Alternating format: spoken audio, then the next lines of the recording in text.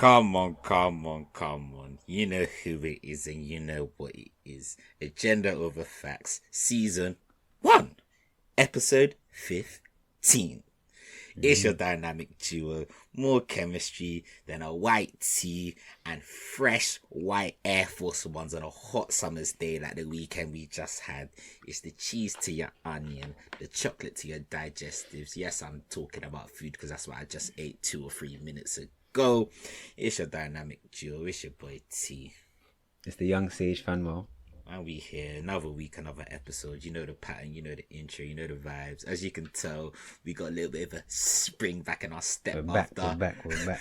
After the shit show of an episode it was last week. Bro, even last week you was like, it's your boy T. I was like, oh, it's Fanuel, man. That's it. You know when I re-listened to it like a couple of days ago, maybe like Thursday or something, yeah. And then when you were like, yeah, it's Fanuel, bro, I literally rewinded it and re-listened to it. I was laughing my head off. I was busting out proper.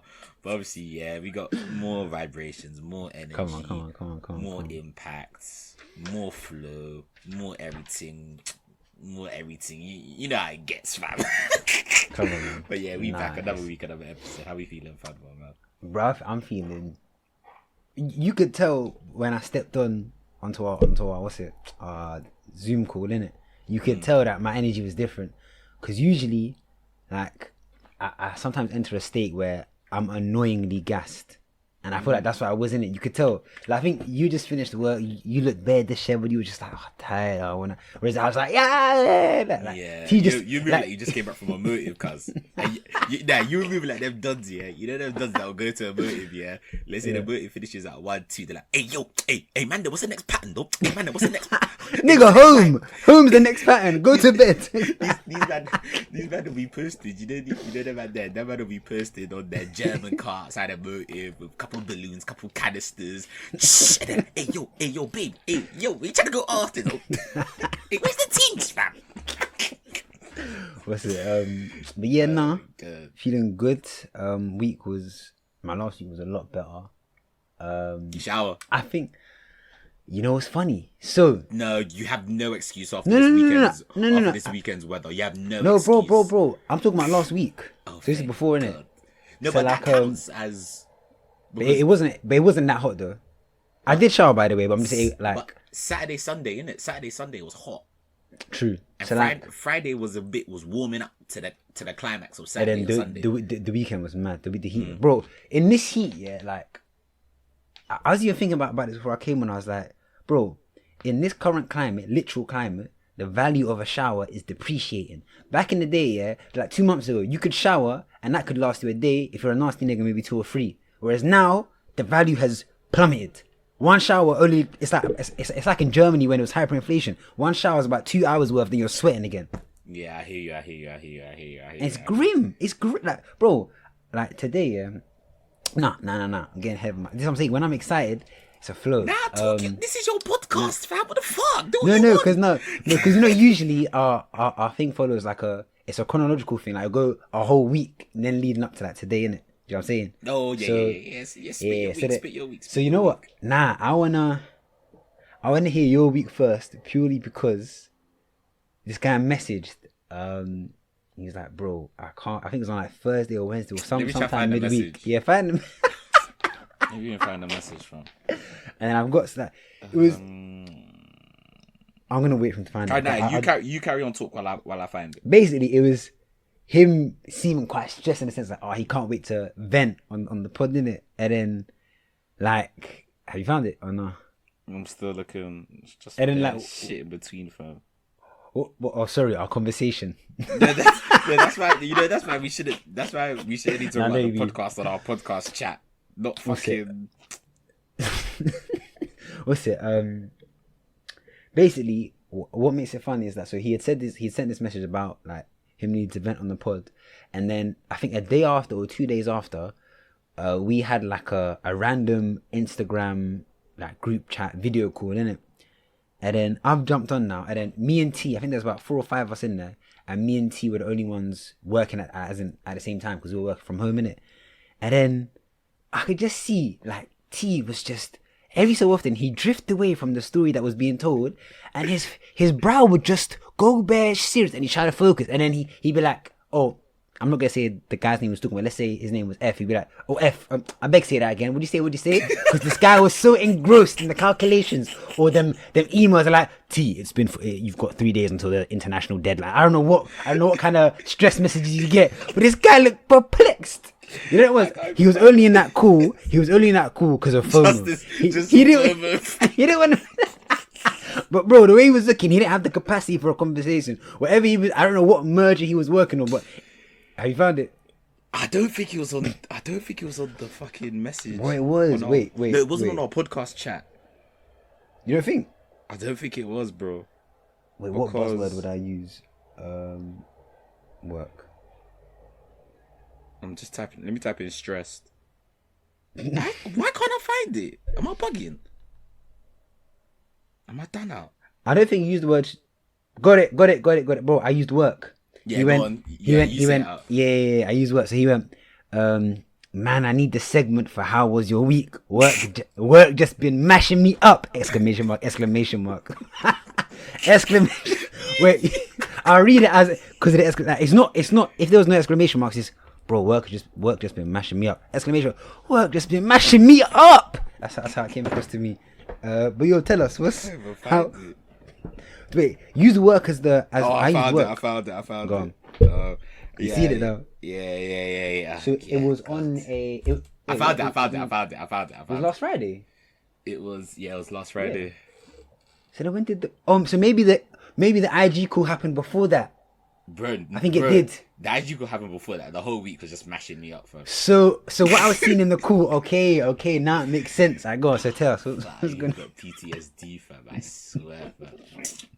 Go. Do you know what it was? Let me even backtrack it I'll backtrack it like a month or two ago. So basically, I had this was the day, you know, the episode when I was talking about the shot girl. Why are you laughing already, fam? Because when the guy explained to him something stressing him last week, he goes, it starts a month ago. It's gonna be a bucket of stress, bro. Just building and building. You know that day how the shot girl got me that day. You know how I told you that day was the day where like everyone in our team had to come into the office. Yeah. So then so obviously that day like I had like a catch up with like my manager and then like kind of like my line manager who's like the link in between us. Yeah. And then he was just like, oh yeah, like obviously because of lockdown and like me like working remotely, everyone working remotely, I don't really like get to like talk to you like face to face every now and again. So he was like, oh, let's just like schedule like a 10-15 minute time where we can just like chat just about like how you're getting on, like life in general. Person. Yeah. In person. Okay. Yeah. Cool. So obviously he was just like, so he grabbed me for a chat with like my line manager, and like we were just like bantering, just talking about like life in general. And then after that we started talking about like work and that. Then he was like, oh yeah, nah, nothing bad, nothing bad. I'm setting the tone in it. Like I need to tell you this story for it to make sense in it. So obviously my manager was just saying like, oh, like just like what he wants me to like accomplish and some of the sort of things that he wants me to like be doing and like be like developing in like skills wise. Do you know what? Like 3 to 6 months, innit? I think I had a 5-month probation meeting, and I was the exact same thing, like setting goals for the next. Yeah. However, we were just like trying to like set goals, set some targets, Like it wasn't anything like official. It was literally just like a normal. Like first goal, he was like, first goal, do your job, do it properly. So obviously he was like, oh yeah, like you're doing well, like you're progressing well, like just saying all the normal like things like you're doing well and that, innit? But he was like, oh yes, obviously like. Because obviously, I started that job like last year October, innit? So it's coming up to like maybe it's like 9 months now, coming up to a year soon, innit? So he was like, oh yeah, so like Toye, obviously like you're doing well, etc. But he was like, yeah, like it's coming up to like the 9-month period since you've been here, so like you're gonna notice like work is gonna start to get a little bit harder. And like you're gonna be given. He was like, you're gonna be given like more like complicated tasks and things like that. So he was like when you like, if you notice like work is getting harder, Like, don't think you're stupid. Just think like, I'm giving you harder work. I'm giving you more responsibility, sort of thing. I like that. That's cool. So then obviously, me being me, you know me, like, I could just make a joke out of anything, sort of thing, get it? So then, obviously, let me not use my manager's name. Let me call him Paul. So I was like, yeah, go on, Paul, bring it on. Can't be that hard. Like, just let me abandon. And this was a month or something ago, before the impending stress of last week. So I was like, go on, Paul, come on. I was like, come on, man. It's all part of development, isn't it? It's all right. them stock answers. You know, the perfect employee answers. What? If I'm actually sweating, man. Let me take off my top. Fuck. Go on. Oh, there's no visuals, is there? This nigga's gay, man. That's how we need visuals for the girl to see. Where's it? Go. So see, I'm just like, yeah, like that's a part of the job. Like that's calm. I'll take it into my stride. Like I brushed it off like it's light, and like we laughed it off in it. So then, bro, like the last like 1 or 2 weeks, guys just been. My line manager, just been slapping me work that will usually take me like 2 hours to do. It's taking me 4 hours to do because there's just new components. So there was one work he was like, oh yeah, this should take you like 4 hours to do, innit? 8 hours have gone past. That's for reference. That's double the allotted time he was given. That's double. 4 plus 4 is 8. A whole day has gone past. Something I was supposed to do in half the time. I was even halfway done in 8 hours. So then my line manager gave me that. My line manager slapped me with another piece of work. As in, at the same time. At the same time, on top of this God. work. And then another manager, that isn't my manager, slapped me with another piece of work. Then another manager slapped me with another piece of work. Get to work, nigga. All within like 2 hours. I went to lunch, bro, to bake off. I just come back to emails. I'm just thinking, see, you know my thing. I'm not someone that gets stressed easily. Do you get what I mean? I don't get stressed easily. So I was like, yeah, I'm like, this job can't come and kill me, sort of thing, innit? It's trying, though, isn't it? It's trying. That blood pressure's starting to peak. Yeah. Another week's gone past, and this is not this week, innit? I still haven't finished them jobs that I was given last week, innit? And I'm getting Monday morning. I'm getting emails. Well, more work being given to me. You see all these individual jobs. Are you the only one working on them at a time? Yeah, so I'll be the person working on it, and then I'll give that to my manager to like look at, and then he'll be like, "Oh, you need to change this. You need to pattern this. You need to you need to change this. Like, you need to do it this way, not that way, and then he'll like give me like review points, sort of thing, and then I'll like go through that, pattern that, send it back to him. He'll be like, "Ah, cool, it's calm now." Or he might come back to me and be like, "Oh, you still got to change this." Alright, cool. So boom, a week's gone past, and these men have said, I need like, they've all basically said, let's say I got the work Tuesday last week, yeah, and they've said to me, I want it like Monday by the end of the day, innit? Monday by the end of the day, I've maybe done like 1 out of the 5 tasks in it. So now my manager's messaged me Tuesday morning, yeah. He's like, oh, you know there was there, yeah.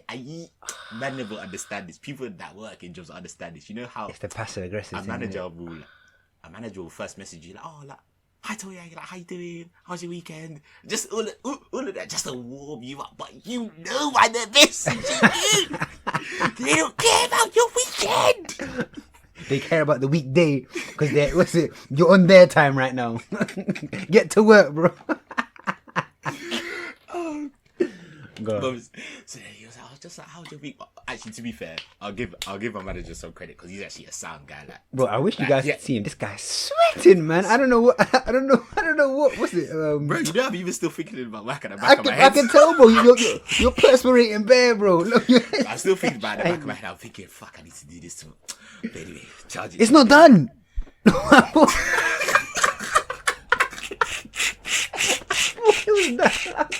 I go. He's messaged you. He messaged you. How's your weekend? Yeah. He's like, oh yeah, so Toye, like, so what's the update with this piece of work? And then he was like, oh, I forgot about this one as well. And this one, I was just like, he didn't forget shit, man. he didn't forget nothing. Like, do you know what I'm saying? You knew exactly what he's gonna ask. and then I was just like, Pooh, man, I'll be honest with you, man, I'm working on this, but I'm struggling a bit, man. I told him I'm struggling. He said, no. He was like, don't worry, mate. It's part of the job. It's part of learning. I was like, no, in my head, I was thinking, it's not okay. It's that perfection thing, isn't it? Yeah. You know, he's there saying, oh, don't worry, T, it's okay. Man's just writing you up on a report. Sending that to when I get my sending that to head office. quarterly appraisal. He's trying to give me one sack, fam. But jokes aside, though, it is okay, though. Nah, it's all blessed, bro. I'm someone that don't really get stressed with work and that. And like, come on. I can be stressed in it, but you know how it is. Am I gonna die? No. So I mean, you can't let your you job can die of stress, innit? But go on. Oh no, not that sort of stress, man. But yeah, nah, it's all good, but it's not all good. But we charge it to the game, man. Because you know what? I feel like, well, I'll say this after, innit? But go on. Nah, but that was about it. To be fair, like work's just been a bit stressful. Just fuck, man. But then other than that, should I go into the rest of my week as well? Or? You might as well, yeah, and I'll just do it after. So this is last week, innit? Yeah. So that was last week, cool. So then just during the week, innit? And then how's your weekend was today? Bro, it's Monday, nigga. What are you talking about? Yeah, so how was your weekend when he asked you? Was that today? You know, you said your manager asked you. He's like, "Oh, how was your weekend?" He didn't actually ask me how was my weekend, but he was just asking me like, "How are you?" Like, But so wait, so like, when how was you that? getting on? This was like on Thursday or something. Oh, okay, cool. Yeah, like I think I just said how was your weekend just because that's just the general sort of thing I was trying. No, to, it's just because you're a compulsive liar. Yeah. And that as well. And that as well. No, go on. Yeah, but yeah, man. To anyone that's stressing with working, that don't let work stress you. Like, what the fuck? Like, your work isn't your life. It's a part of your life. But I feel as if people get caught up in the whole my work is my self-worth. Yeah, my work is my self-worth. Like, rat race, I'm jugging. Like, yeah, you got to jug, but at the same time, like, don't let employers kill yourself. Do you know what I think it is? I think it's the PTSD from the educational system. Like, you're so used to having to work a certain amount for a grade. And that grade is how you... A lot of people, not in a healthy way, might grade themselves off of that grade. Do you get what I'm saying? And then you get to a workplace where... Because, bro, I bet you've noticed, like, when people are new, it's like, even you as well. Like, when you're new, you're just bare keen. And then everyone there's just like, don't worry, T, like, it's calm, this and that. I fully got caught up in what you were talking about. Like, so I'm on... I think I'm just on 6 months now at my place, innit? And in the 2-3 months paid a stage, I was like, bro, I'm finding this bare hard. I was like stressing myself out. And then yeah, as T said, things are a lot calmer now. But I can't. I think I'm gonna get to your point, which I'm not looking forward to, because now I'm shadowing one person and we're just doing work together. But really, a lot of it is me watching him work. But soon I'm gonna get. He's gonna give you the keys. Yeah, he's gonna give you the keys to the code. He's gonna say, can I pull you for a 10-15 minute chat? And he's gonna give me the same thing. He'd be like, yeah, I think you're ready for a bit more complex work. But one thing I have learned from working is it's okay to ask for help. I feel as if, like, me personally, I'm the sort of person, like, work-wise, like, life in general, innit? I don't like asking for help from people, innit? Like, I like to try and solve my problems by myself, innit? I think people are like that in general, innit? But it's like, there's actually no harm asking for help. Like, even when I was back to my manager, flipping, like, yeah, like, obviously I'm struggling a bit, but, like, I'll get it done. He was like, the fact that you even said to me that, like, I'm struggling a bit is a good thing, because at the end of the day, like, how are you going to solve your problem? If you can't solve the problem, like, how are you going to be able to solve it if you can't solve it? You need someone else to help you to solve it, do you know what I mean? And that pride is just going to make you wait there and waste more time confused. Because I've done that bears. I do that bears when I'm at work sometimes. Like, if I don't know how to do something and I don't want to bother anyone and my pride is too high, bro, I'll just end up just being on my phone for like an hour because I can't do it. Nah, same. Anyway, I think I'm a lot better at that now. Yeah, but yeah, maybe that's a little Toye tip for people. TT. Toye tips or TT. Oof, bars. By the way, TT means top tier, because them man don't know it means or top 10 tier. out of 10. Wait, is that a thing? Was that? Cause I swear that's just us lot talking, the TT thing, innit? I don't think I've heard anyone say that. That's like Urban Dictionary. Is that a thing? Yeah, definitely. I swear. I'm gonna Google TT Urban Dictionary. But I'm just egotistical. I thought, like, I'm thinking everything I meet my friends say, we've created it. Because I've definitely heard like rappers say, yeah, I got that TT budge. True, say. Wait, I just googled TT Urban Dictionary, but what did it say? sometimes Urban Dictionary is a bit wild. A crying, oh god, I can't even say that word. A crying Hey, bro, wait, a what word is it? emoticon. Emoticon. Emoticon, yeah. Emoticon. Ah, cool. So the tops of the T's are the eyes, and the stems. Oh, I'm not even finished. What you wait? Yeah, word. And wait, an emoticon is like. So it's an emoji or something. What is TT? What is TT slang? TT means till tomorrow. Man, this is why there needs to be an Urban Dictionary just for Londoners, man. I believe you because I'm pretty sure I have heard rappers say shit like that. Like, this is TT white or something. Alright, go on. So then. Yeah, but anyway, Saturday, or the weather was bare pen. Like, I actually had nothing planned, innit? So, like, but I saw the weather, I was like, bro, I actually have to do something. Do you get what I mean? So, Saturday, had football, like, late morning, early afternoon. That was calm, but it was just so hot. I had a football game, it was just so hot. I was blowing, fam. And then do you wanna go into any detail or no about the football game? Like, how was it? Nah, it was calm. Like, it was a good game. Like, we won 4-1 in it, but fuck. Come on. But it was just so hot and I was dehydrated, and I ended up getting cramp again. Oh, about that. What's cramp it? Again. So fucking. Basically, T's open because of the chronic cramp he has. CC. He's been. You know that makes it sound like a medical condition. Word. But mums, I honestly think it might, because I've had this problem for for as long as I can remember. Just cramps, bad cramps. Do you know what? I think there's a name for people like you that get that. Mum used to tell me it starts with D. You're gonna say something best. Stupid, I was, like. you know, I was gonna say dickhead, but I know. You saw it. No, so then basically, because of the cramp he gets here, he was like, he's finally open to trying some yoga, innit? Because I thought it might help. Because although I don't really get cramps like that, I don't feel tight anymore after games. Like, you know how after you kick ball, you feel hella tight sometimes. I've stopped kind of getting that. Yeah. I'm not gonna say it's all because of yoga, but it's definitely like helped me with my flexibility and stuff like that, and keeping my muscles warm or whatever. But yeah, I think it's part of it, definitely, because bro, it got to the point where I was actually pissed off when I got home, innit? Even like driving home, like why am I sweating? Why is my like leg hurting just to drive home, fam? So I googled it and everything. But apparently yoga does help. Like, I saw yoga does help, and then I know according to fucking Bad Vibes Lewis, man was like, your yoga's not gonna help. I was like, what? Man, he's just bad vibes. I don't tell him that, man.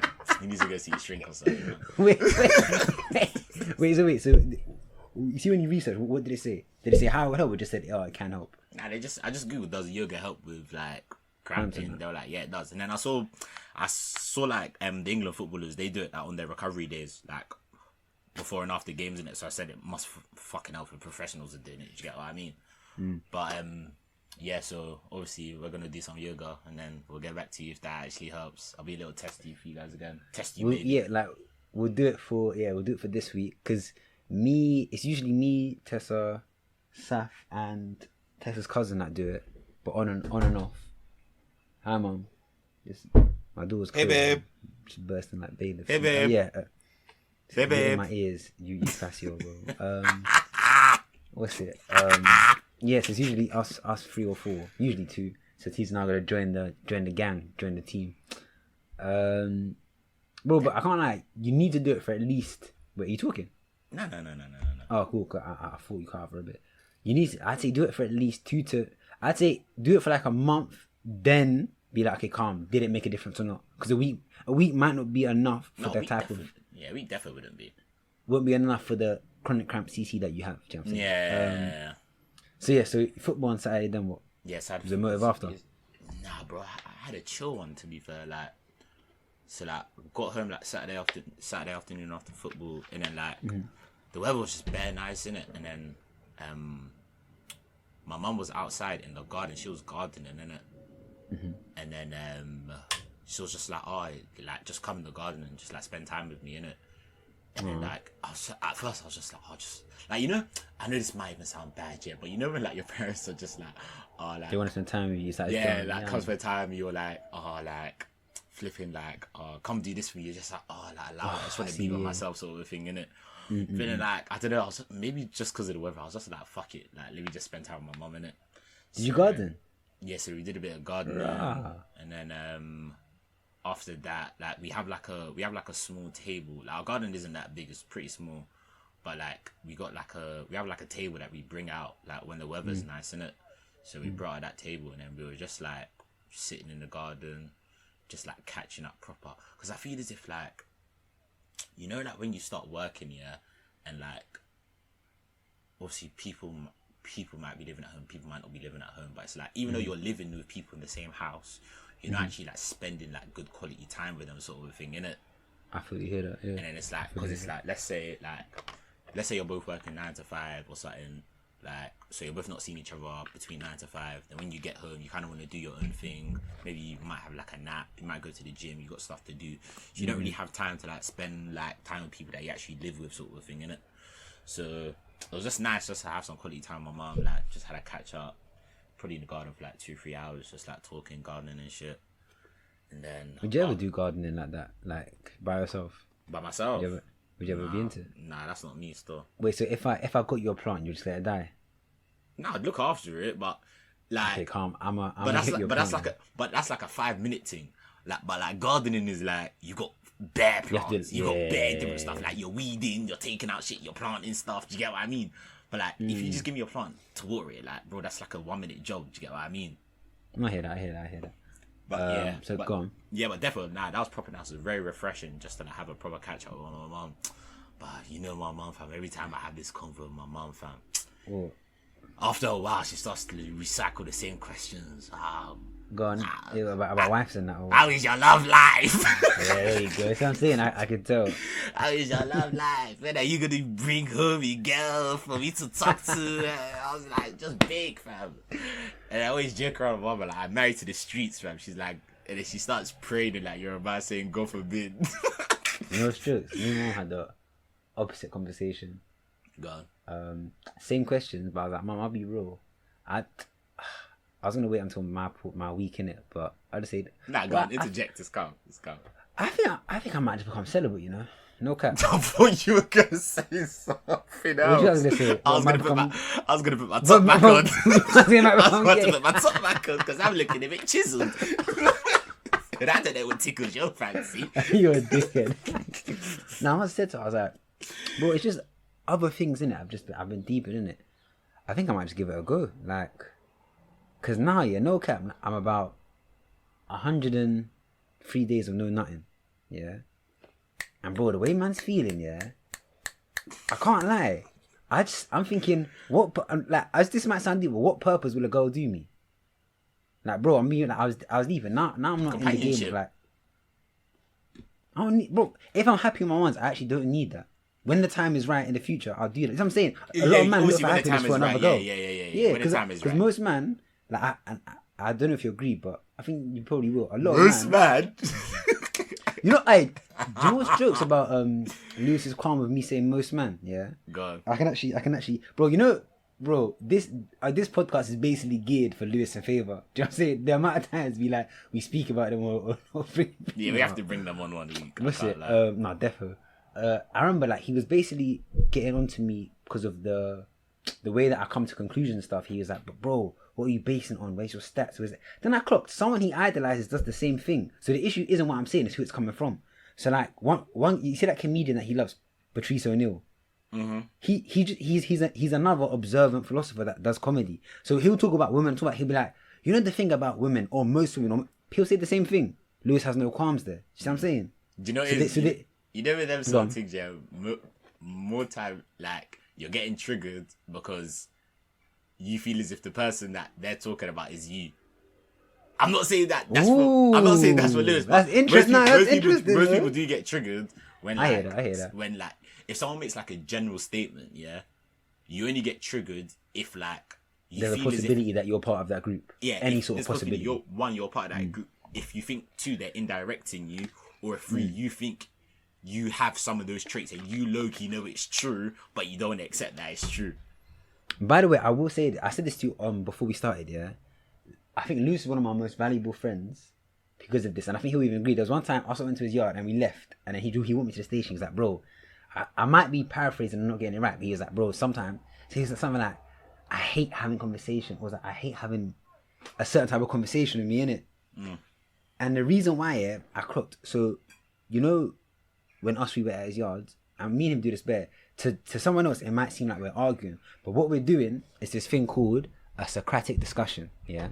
So a Socratic discussion is, the definition, a form of cooperative argumentative dialogue between individuals based on asking and answering questions to stimulate critical thinking and to draw out ideas and underlying presuppositions. So me and him think differently and we're always just clashing, but it's good. Do you get what I'm saying? Isn't Because that that way just you... Good night, carry on. No, I was saying, so that way it's like... Because it's like, bro, you can't do that thing without an underbelly of respect. Do you get what I'm saying? It's not what, at least on my part, this is how I see it going into it. It's like, I'm engaging, like I'm not going to expend energy having a long conversation with someone whose opinion I don't respect. I don't have to agree with the opinion, but I have to respect the person that's coming from for me to engage in this long discussion. Do you get what I'm saying? So then a lot of times we butt heads, but then bare times I'll go away with thoughts that he's put into my head that I'll go and think on, and I like to think it's the same way, the other way.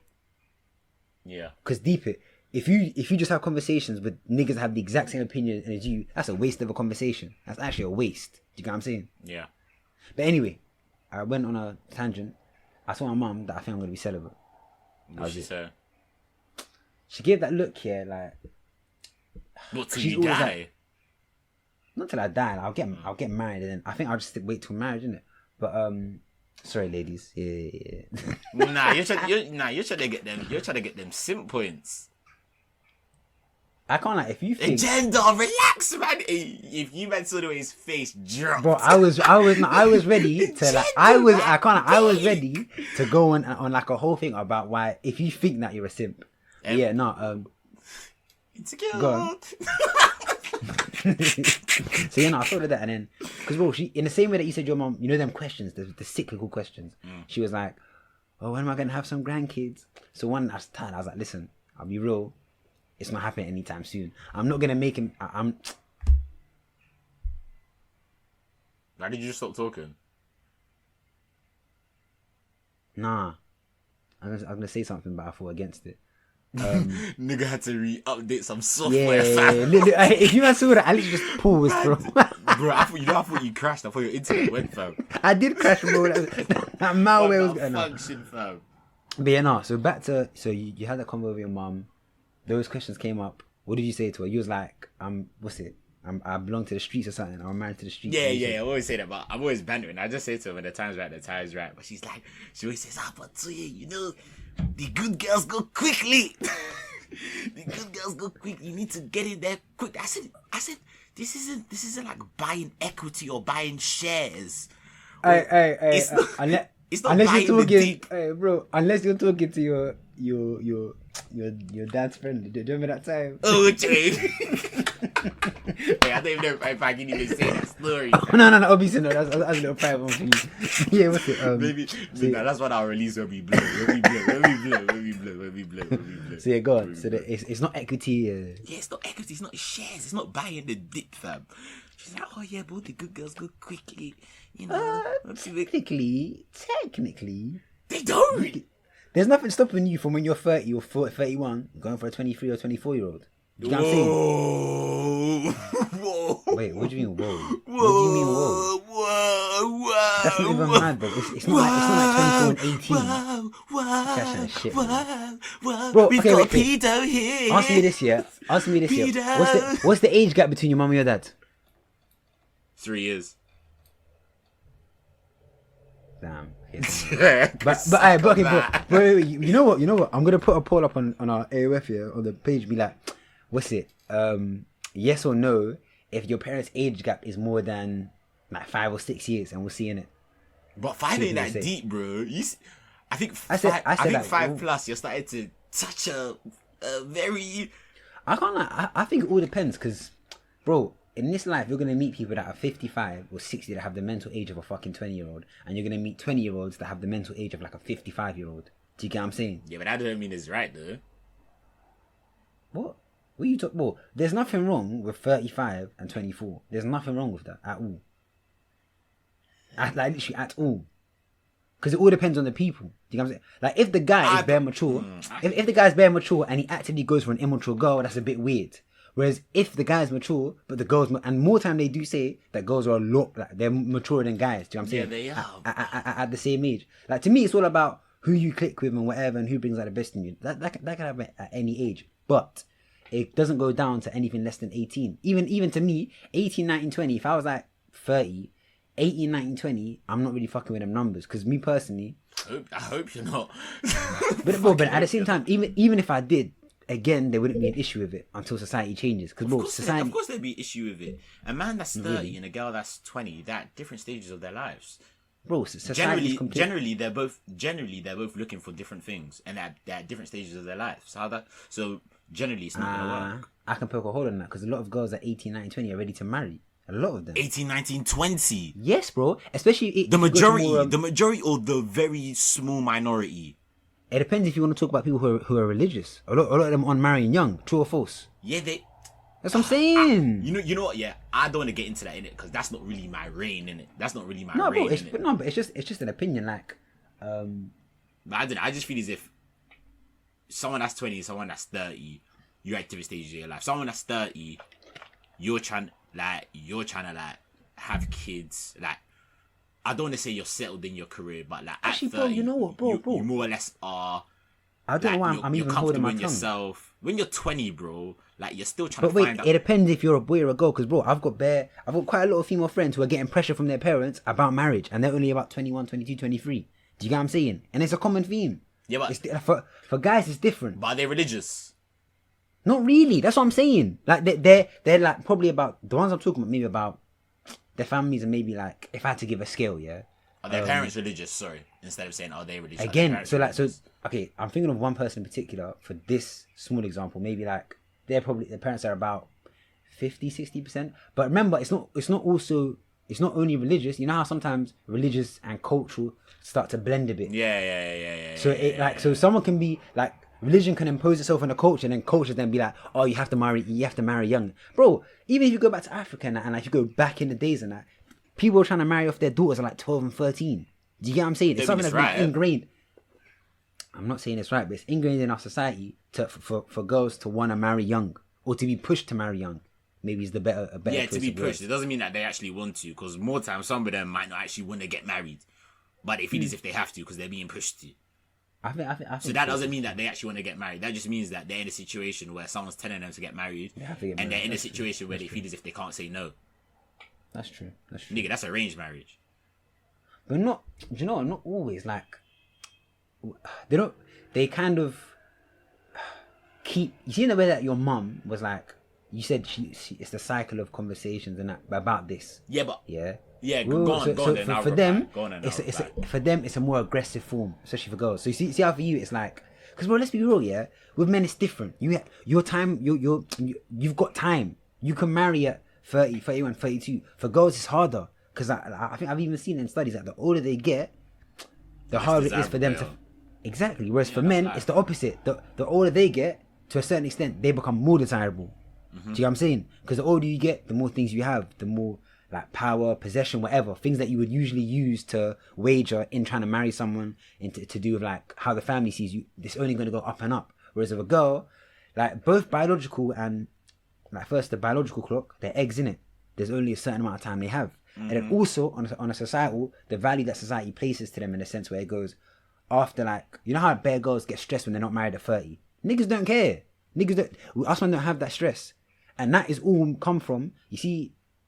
You've gone off on a tangent, I can't lie, bro. No, I haven't. I'm about to bring it back. So you see the way that your mum like presses you... My mum's joking, though, when she says it, though. My mum's not being serious. Bro, there's an underlay of bro, you don't know how my mum thinks, bro.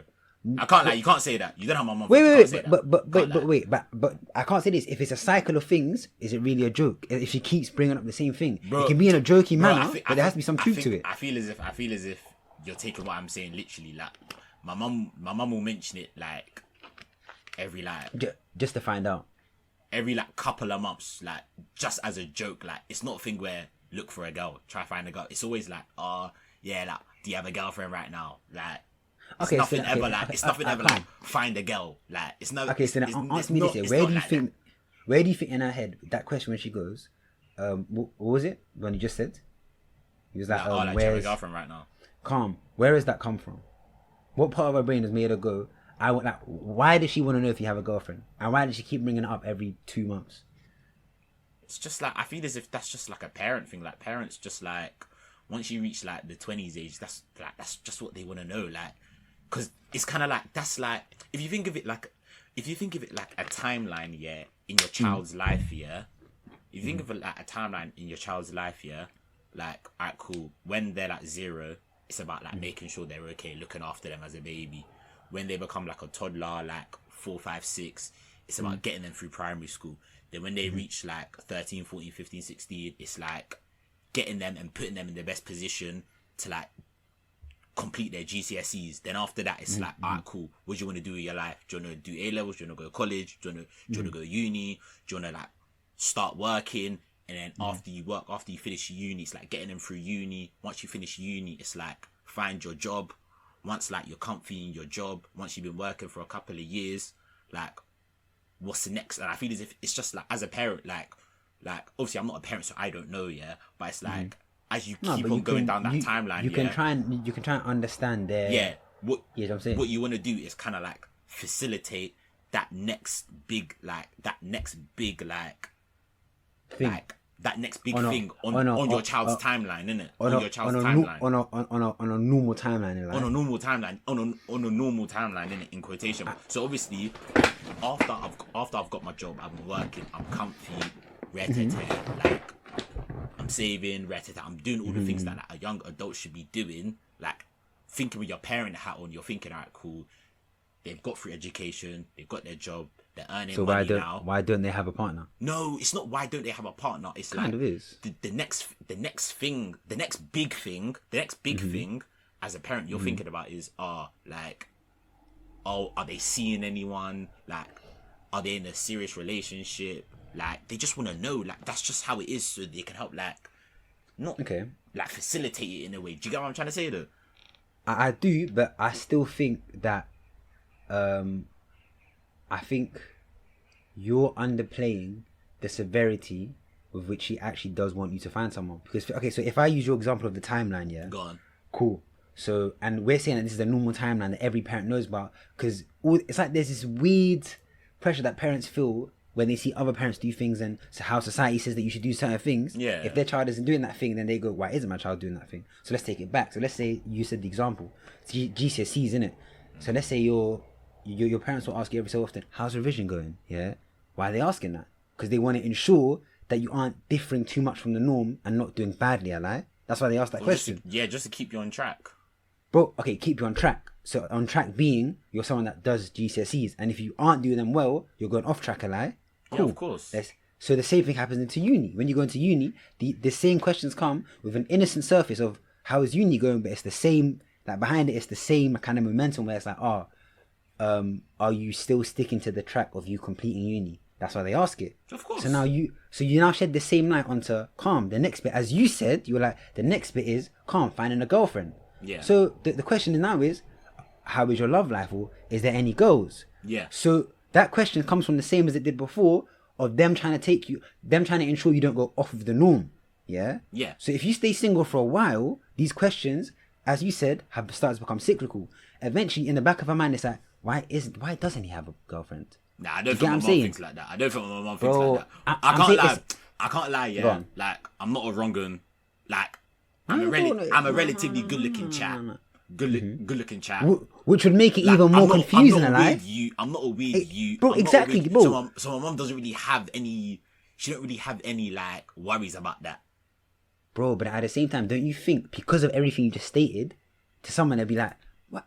Because of all those things, why doesn't he have a girl? Or why doesn't he have, like... Because you know, low-key, like, your mum or something, they can tell when you're dealing with girls, or like seeing or going on dates or whatever. They can just sense it. They can sense it. Bro, like when you're on the phone late at night. Exactly. Yeah. So because of those same reasons, you just like, bro, if you was, so what's the free said, like, because you were like good looking, this and that, bro. If you didn't have those things, maybe she'd be like in her head. Obviously, no mum thinks that their child is butters, but she'd be like, oh, he's just having a hard time. Yeah, no, it happens. Whereas, as you said, you're good looking, you're self-sufficient, all this other stuff. She's thinking, damn, my son's a catch. Why haven't I heard anything about a girl? And I feel like those questions are going to keep persisting. Do you get what I'm saying? But I've told my mum why. I've told my mum why though. So she's not really worrying. I've told my mum why. You told her you're gay? No. Nah, bro. I'm just told her like I'm just not the sort of person to be like. And she was calm. Like seeking a relationship, like I'm just like, mum, like obviously like this is my plan, like this is what I'm trying to pattern, like I'm trying to do this, I'm trying to do that. Like, give it that Paul Bridges. That's yeah. Do you get what I mean? Listen, woman. You stick to what you're good at, and I'll do what I'm good at, providing. Do you know what I think? Agenda. I'm because obviously you have like siblings in it. I don't, so maybe that's why I may hear it more intensely. Do you know what I'm saying? I feel as if I'm the only seed. Nah, yeah, true. No, that was it. I tell you what, I do feel as if like my mum probably wouldn't.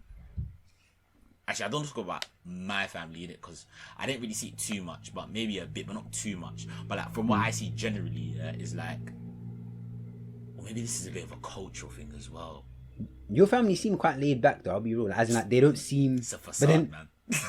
It might be, like, I'm not sure. But then, like through the way that you come across things and like your views and stuff, especially your mum, like she seems quite modern in a lot of her beliefs and like to do. Unless I'm mistaken. Nah. You're right. Yeah. So wait, what was you gonna say? You said, by the way, this is one tangent. We haven't even finished your week, but I was just gonna say I do. I think you're right on that cultural pressure. No, there's definitely cultural it's pressure. there. I'm not gonna deny that. It's definitely there. Like no matter what culture you're in, whether that's like African. Actually, I don't want to speak on other cultures in it, but from what I see, it's similar though. Like, bro, from what I see, looking in it. Especially, I can't like ethnic ones like African, Asian. Yeah. I see a lot of similarities African, Asian, and that pressure to Pakistani, like them sort of cultures. Pakistani is Asian, but man, just put them in their own separate race. I don't know because you know how sometimes say for example Pakistani's Arab. But you know them was just gotta be PC. That's what I'm checking now before I get us cancelled. You gotta be PC because you know sometimes people be like, they need to differentiate us. So I just say, let me just say, our citizens and have lived.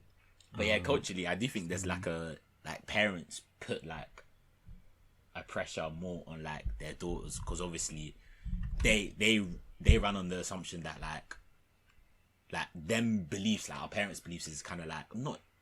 I don't want to generalize, but they say it's a thing where it's like a woman's value is based on her ability to like become a wife and be a good wife and to have children. Do you get what I mean? So obviously because of that, there's a bigger push. The parents have a bigger push on like their daughters to like make sure that they find like a man and a good man. Do you get what I mean? Whereas like my mum will just be like, one will come going on. I'm just like, I'm calm. I'm just trying to pattern this. I'm trying to pattern that. And if I'm being honest with you, like I'm not really going out there seeking a girl. Like when they come. Like I believe I'm a decent catch in it, so a girl will come. Do you get what I mean? But at the same time, and you said this to me before as well, and I was like, bro, that's flawed though, because then, bro, you're a hunter, like as the man, so now you're just waiting for shit to come to you when you're not actually going for what you want. Do you get what I'm saying? Yeah, true. That's a risky game to play. I hear you, but I always just have the belief of like if you're a high value man, you will attract high value women. Yeah, but part of being a high value man is that ability to go and get women and like get them or whatever. True. Do you get what I'm saying? But then I also because you want you want options alive. You want to make the best. You want as many options as possible. I feel like you're depriving yourself of those options because you've been blessed with certain things where, as you said, some will just come along. But then it limits you in a sense.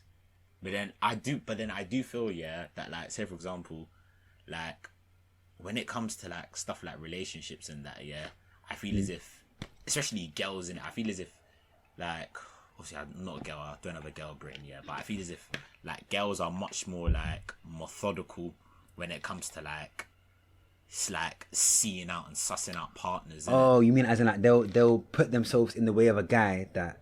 Yeah. What do you mean? Like they'll see a guy that is like high value in their eyes and like position themselves in a way that high value man and her like make like will come across and it won't be a thing where like he's pursuing you, but she's put herself in a position that she's gonna be like in the same vicinity as the guy, yeah.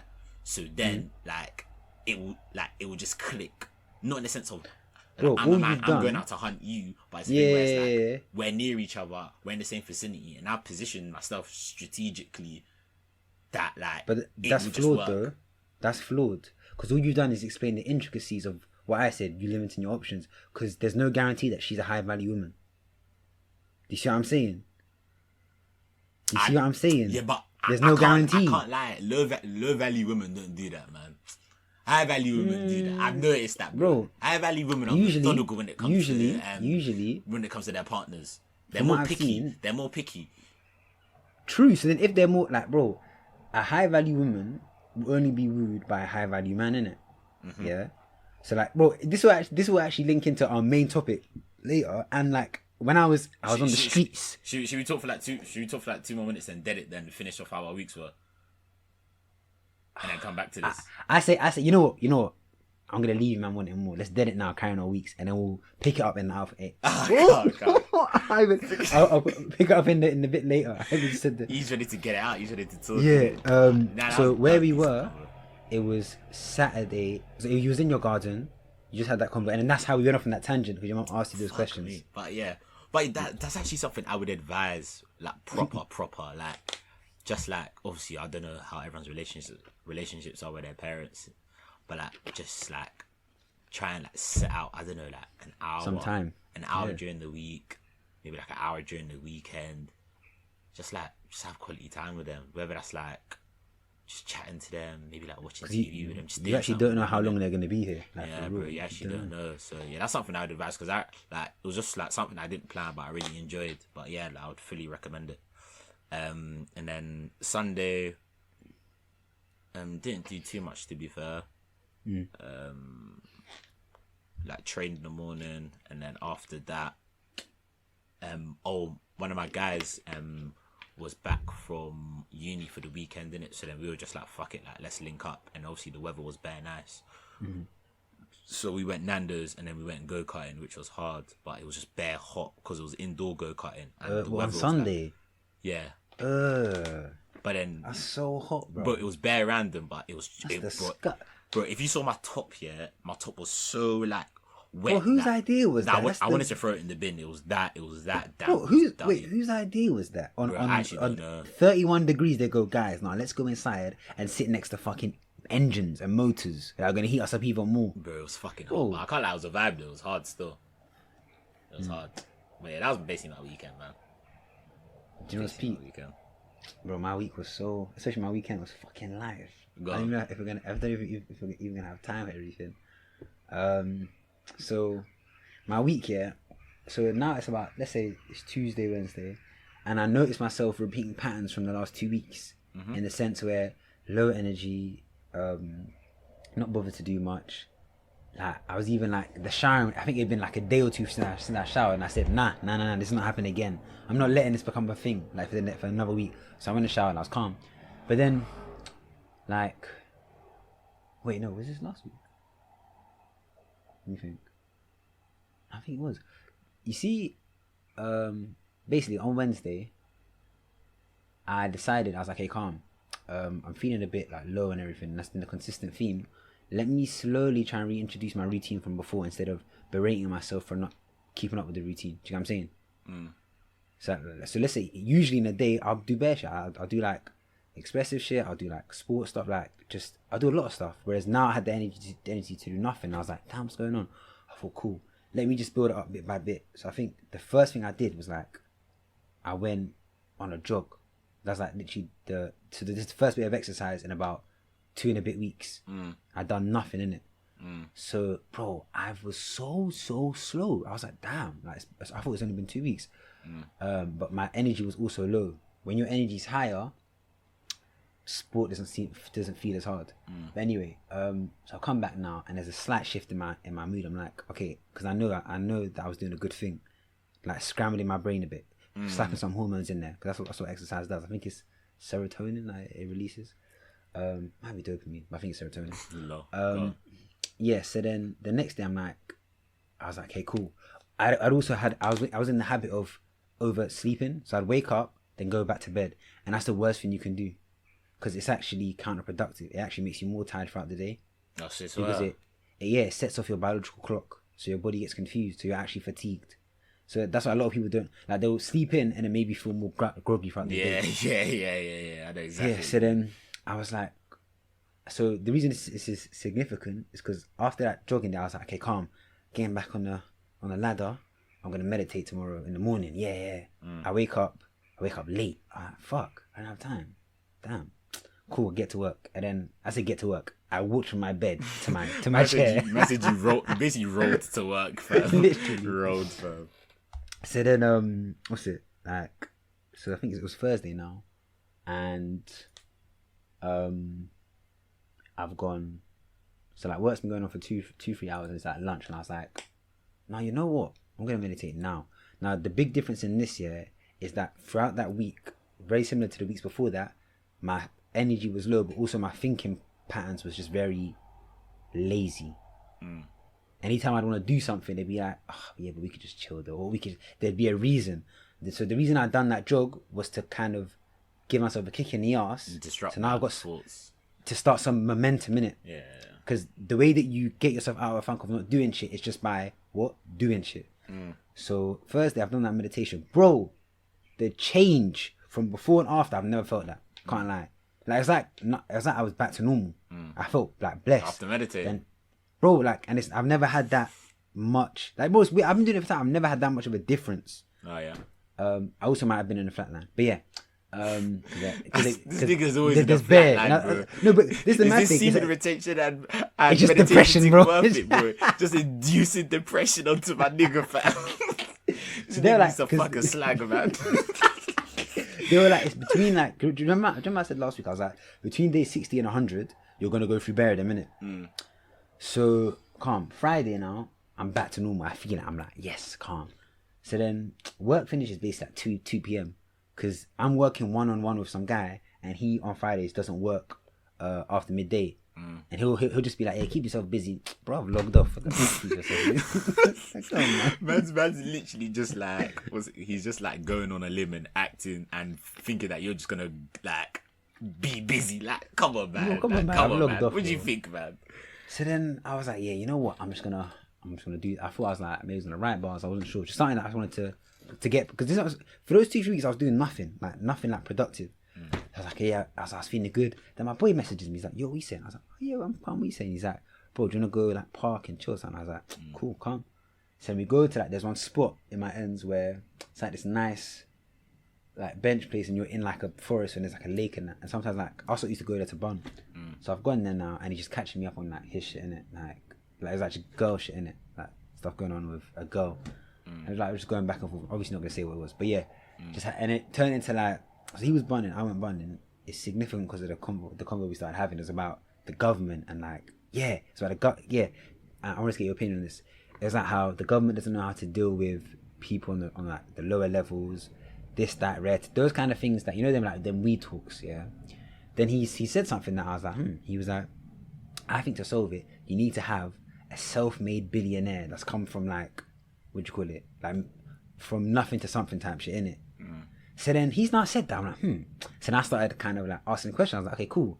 So let's say, how does someone like that remain grounded? How does someone become a billionaire but still remain in touch enough to be aware of the issues that the common man would face? Yeah. So he was giving his answers. I'm now posing that question to you. Yeah. So human, this idea of a nigga from ends or whatever, he's done well, now he's a self-made billionaire. How does that person keep himself in touch with the common guy in it? Because more time, I say this to my friend, always, a billionaire, to become a billionaire, you have to start rolling around other billionaires, right? Oh yeah, 110%. So how does someone remain grounded? Boy, that's hard. Isn't it? Because like in these conversations I have with my friends or whoever, people come up with idealistic views. Like one, like, yeah, we need a self-made billionaire. Okay, cool, calm, that's great. Now let's work backwards. How do you make that guy grounded? How do you ensure he doesn't get corrupt with power? I don't think that's possible, bro. Nah, bro, it is. But I'm saying, bro, how? I don't think you understand how much a billionaire is. Billionaire. But I said, before wait, correct me if I'm wrong. A billionaire is a 1,000 million. Is 1,000 millions. yes. Bro, come on, a billionaire. That's. I'm googling billionaires in this world. Billionaires. Wait, but to what end? Like, what are you then gonna say with that? I want to have an idea of the sort of people that we're thinking of when we're Well, I talking can tell you, billionaires. it's like your Jeff Bezoses, your Elon Musks, your I think Carlos something. Who's top 3? Bill Gates. All of them, man. All I know, bro, like, you can't be that rich without crossing some people or exploiting some people in life. Like, I think it's personally impossible to be that rich without exploiting people. 110%. See, I disagree. I'm not saying you're the person that's fucking up their life, but you might. But somewhere you're getting coin off of that. Yeah, but you you might have you might own like a couple of companies that has bare child slaves and not necessarily you're saying employ child slaves, but you're gonna send down a message saying we need to reach this target, we need to reach this, we need to do that. Yeah. So then indirectly that might they start raiding daycares and schools. That might that might send a message to like I don't know, like a director for one of your companies that reports to you thinking, fuck, I need to hit this target. So now he goes to Indonesia and gets 12-year-old kids to be fucking, I don't know, manufacturing cotton for like minimum wage. Wait, okay, I think I've just clocked. But then now we're deviating from what I said, because now that billionaire isn't aware of those things. So I'm talking more of things that he's aware. Yeah, I'm talking more the things that he can control. How do you make it so he's a good person? So the things that he is aware of, he tries to do the best things, and he stays in touch with the bottom. So then, from where he came from, let's say he came from like, I don't know, like Tower Hamlets. Yeah, and you see how you were like, bro, it's not possible. This is what I'm saying. This is a thought exercise. Because how many times have someone said this X, Y, Z is not possible? Then someone's coming along and made it possible. So this is a thought exercise. You know what? It's possible, but it's extremely hard, bro. Okay, so try and think the type of things you think they'd have to do then. They would have to be like the sort of person that like they're always giving back to their community, and not just like giving back and like giving money, but like actually being involved in the community. You're there live. Oh, like let's say you're from Tower Hamlets, like you're going back to Tower Hamlets, like actually mixing with the once scum. a week, mixing with like the single mums, like the kids on free school meals, with like the homeless people, and like you're not sending people to do work. You're there doing work with the people. Do you get what I mean? Probably that. Okay, so things more I like that, more of that nature. So like think on that level. So that's one. Maybe do like you have any others? Maybe like, wow, I was gonna say like still living in ends, but that's techie. Yeah, bro, that's techie. As a billionaire, that's techie. Yeah, you'll get dropped. That's not happening. Yeah, you get dropped. Giving back to your community. I would say keeping the same friends, but can you keep the same friends? I think you. Okay, so now you can keep one or two. You can keep your close ones, but they might change up on you. They might try and do you dirty. That's true. That's true. So, what else? I'm trying to think. Like, I would. Boy, it's a good one, isn't it? I'm trying to think. Also, do you think it'd be helpful if this person is religious or not, or believes in a god or not? There's a reason I'm asking. In the perfect world, it would. But why? Wait, no. But again, we're not. Don't bring it down to realism. Keep it up there. So in the perfect world. So because we're trying to make the perfect person, so we have to think in the perfect world. Cool. By the way, what T's just mentioned is gonna come up in Young Sage. Remember that, the perfect world. Because what you said is actually very philosopher-esque, and they're gone. But like, let's say the guy, because obviously, like, regardless of the religion that you follow, yeah, every religion like has like the standard like moral code of like helping others, treat others that the way you'd want to be treated, like give a helping hand, care for your neighbor. Like, obviously, I don't know other religions in it. Like, I'm a Christian in it. I don't know other religions, but I guarantee that's the gist. That them codes are within every single religion. Do you get what I mean? So if someone is truly religious and they follow them beliefs, then they would want to do that. But the problem is, the average person, like, we live in a world that is full of self-interest. Like, everyone is thinking, what can I do? Or For me. what can I do for me? Or the decisions that I make, how is that benefiting me? And for most of them people, like, if it's not benefiting you in a way that's like monetary, then you do get the odd person that, like, the happiness that they get from, like, helping others is like more than enough for them, innit? But the average person, it's like, what can I get from this? And that's money. Wait, so you stumbled. Okay, so the odd person, yeah. So in our scenario, should that odd person be this person then? Yeah. Should they be Yeah. if possible? So someone that can derive happiness from doing it. That's another thing. Yeah. That's another point. Yeah, someone that derives happiness from helping others. The billionaire has to be that person. Okay. The reason I asked about religion, I was going to see if you would say it. I had this thought. I think it's very important for that person to be subservient to someone, i.e. God. Do you get what I'm saying? Mm-hmm. I think that's the main thing, because I feel like if someone isn't religious, then they're their governing, like, ideal. Do you get what I'm saying? Mm-hmm. They're at the top of their hierarchy. Whereas now, if you introduce the belief of God to someone, he's now subservient to another person, which I think can help in keeping someone humble. Yeah, 100. The consistent, like, thanking, like, because, you know, I feel like it's very, you see when they say power corrupts, absolutely. I think a part of that corruption is niggas thinking, I'm the guy that did all of this. I'm the part, like, I'm it. This is me. I think that's, whereas if someone's always like, it's not me, it's God working through me. Yeah. It's a lot easier to stay, like, humble. Do you know what I'm saying? Yeah, not 100, but again, this is the perfect world. True. But stay there though. This is the perfect world. Like, the whole point of this thought exercise is to create a scenario outside of the real world, and then once you find the answer in the perfect world, you can then start to think, okay, calm. How do I now make the realistic world more similar to the perfect world? Again, this will link very much into YSS later, like, very, very much so. Bro, it's actually mad.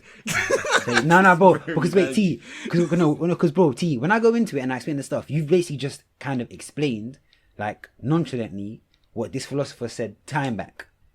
Do you get what I'm saying? Yeah. So it's quite funny to me that you said that. But yeah, so no, I thought we could do that as a thought exercise.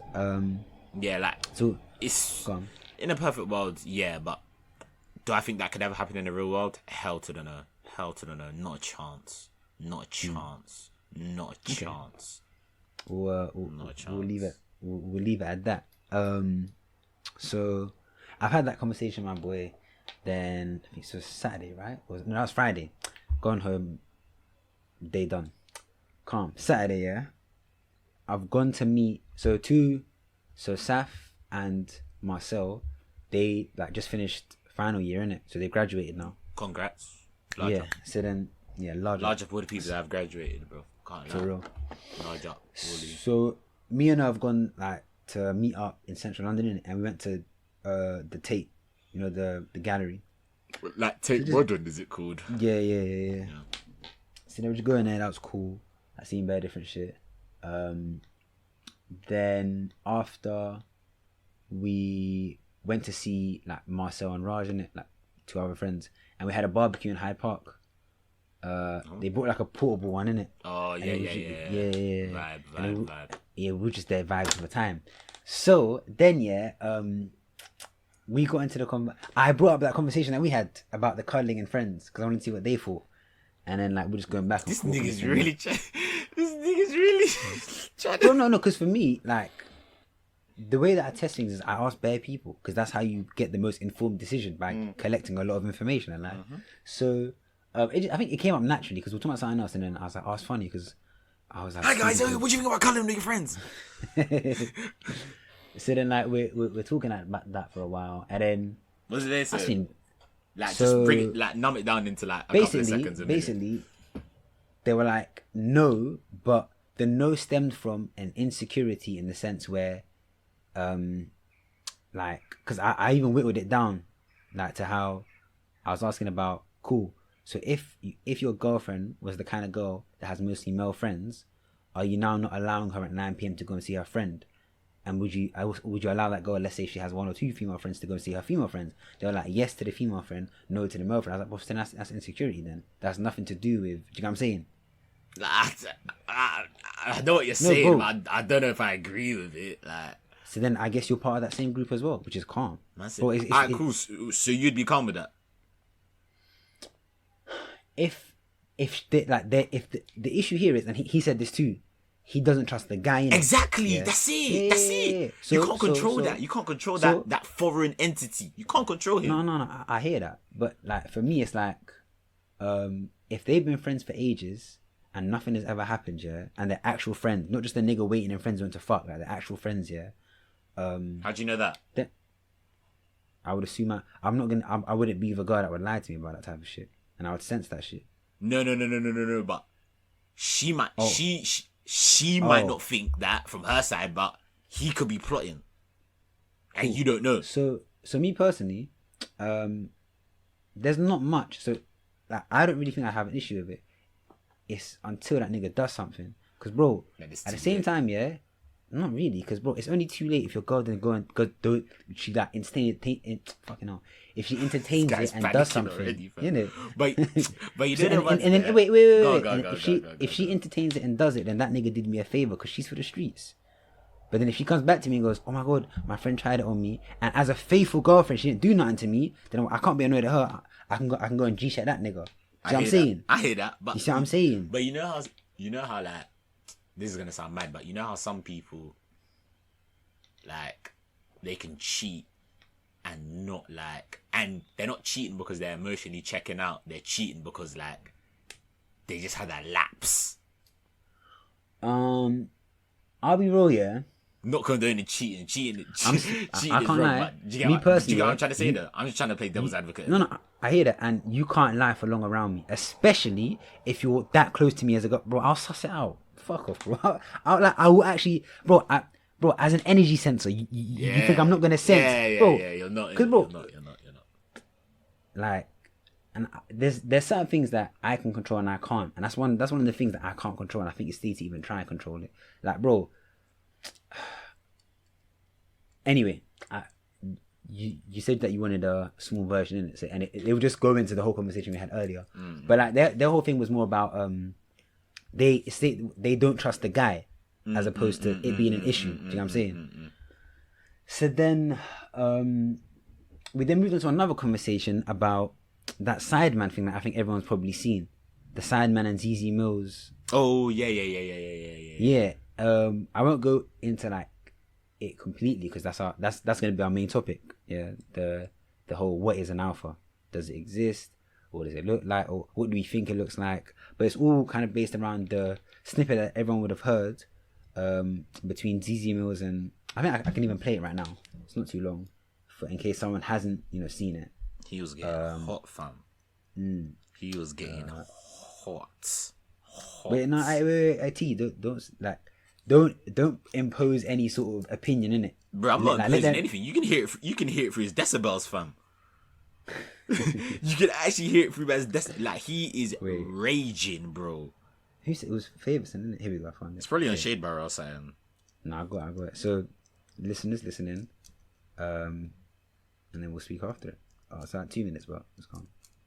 Men can always say things like, "Oh, I don't care if my girl makes more money than me." An alpha man will always care if a woman makes more money than them. 110%. 110%. Oh my word! What's happening on this podcast? An alpha male. So, do you think I would care if my girl makes more money than me? Yeah, but I don't. I'm asking you a question. Yeah, but I don't consider you an alpha male. And why is that? Because I don't consider you an alpha male. I don't consider you that. Why am I not an alpha male? Because I just don't get that vibe from you. What's an alpha male? Well, to me, I run my life. That doesn't mean you're an alpha I male. am a businessman. I'm an entrepreneur. I have employees. That doesn't make you an alpha male. I control my life. But it's also you what's can an control. alpha male? That's what I mean. What is an alpha male? Just because somebody make that make sense to me.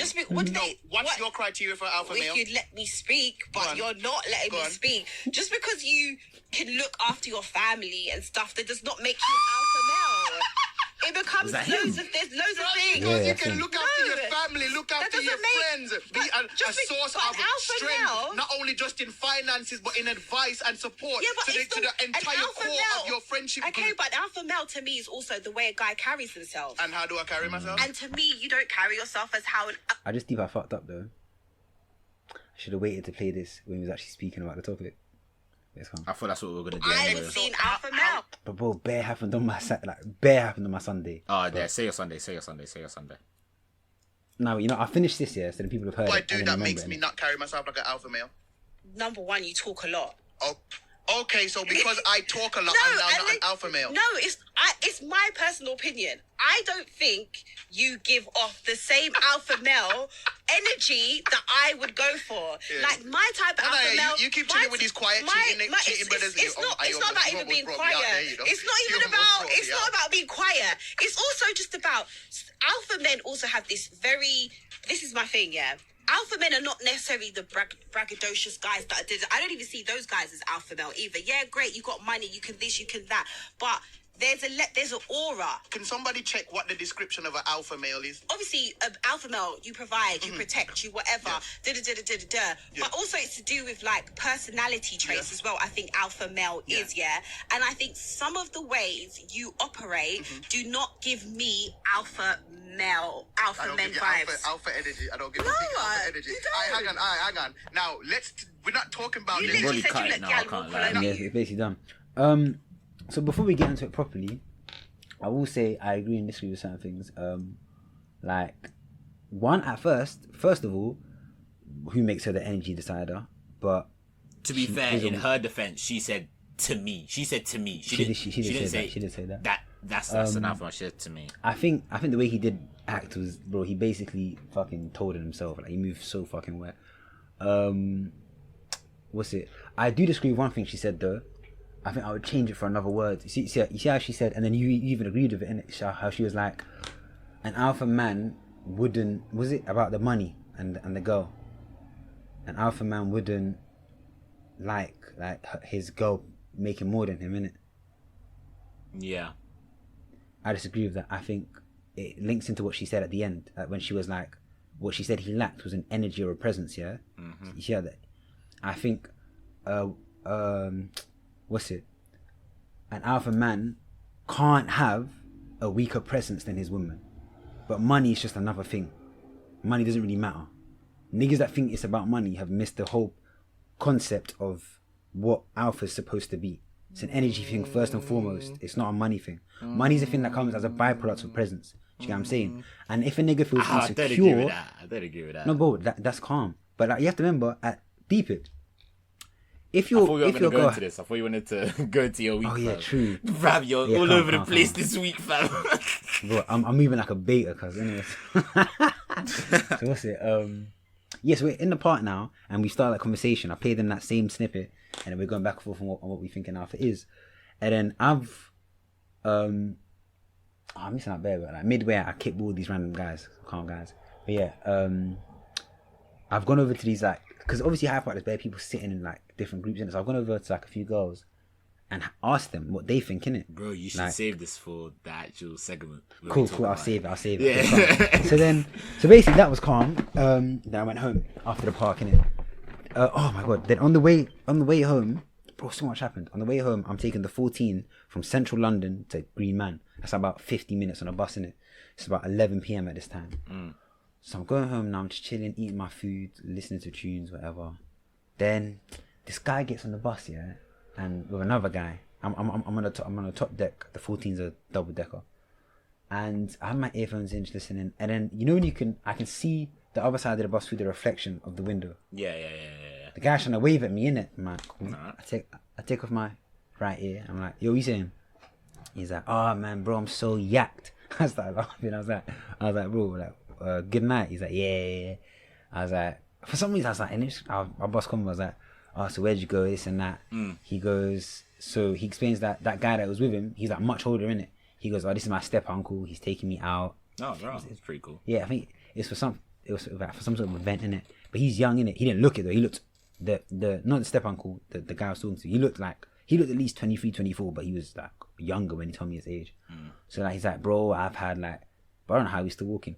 I've had 2 Hennessy's, bare beers, and like Magnums. And he was like, just came from my girlfriend, bro. After 2 Hennessy's and Magnums, of course you've got, bro. If you don't go and see a girl straight away, there's gonna be an explosion. So Of semen, no retention, fam. No retention. So we're just talking. I was like, bro, how you said a lie, this and that. And then we're just talking. And He's like, oh, where you from? I was like, oh, from Row. How about you? He goes, oh, Southside. I'm like, oh, Southside's like where my old school used to be. And there's like a few schools around. I was like, oh, where did you go secondary? Nah, he told me his age first. I was like, how old are you? And he goes, 15. I was like, what? This guy look like he's 24. I was like, damn. He was pissed. What kind of produced shit are he putting in? Like, Is he white?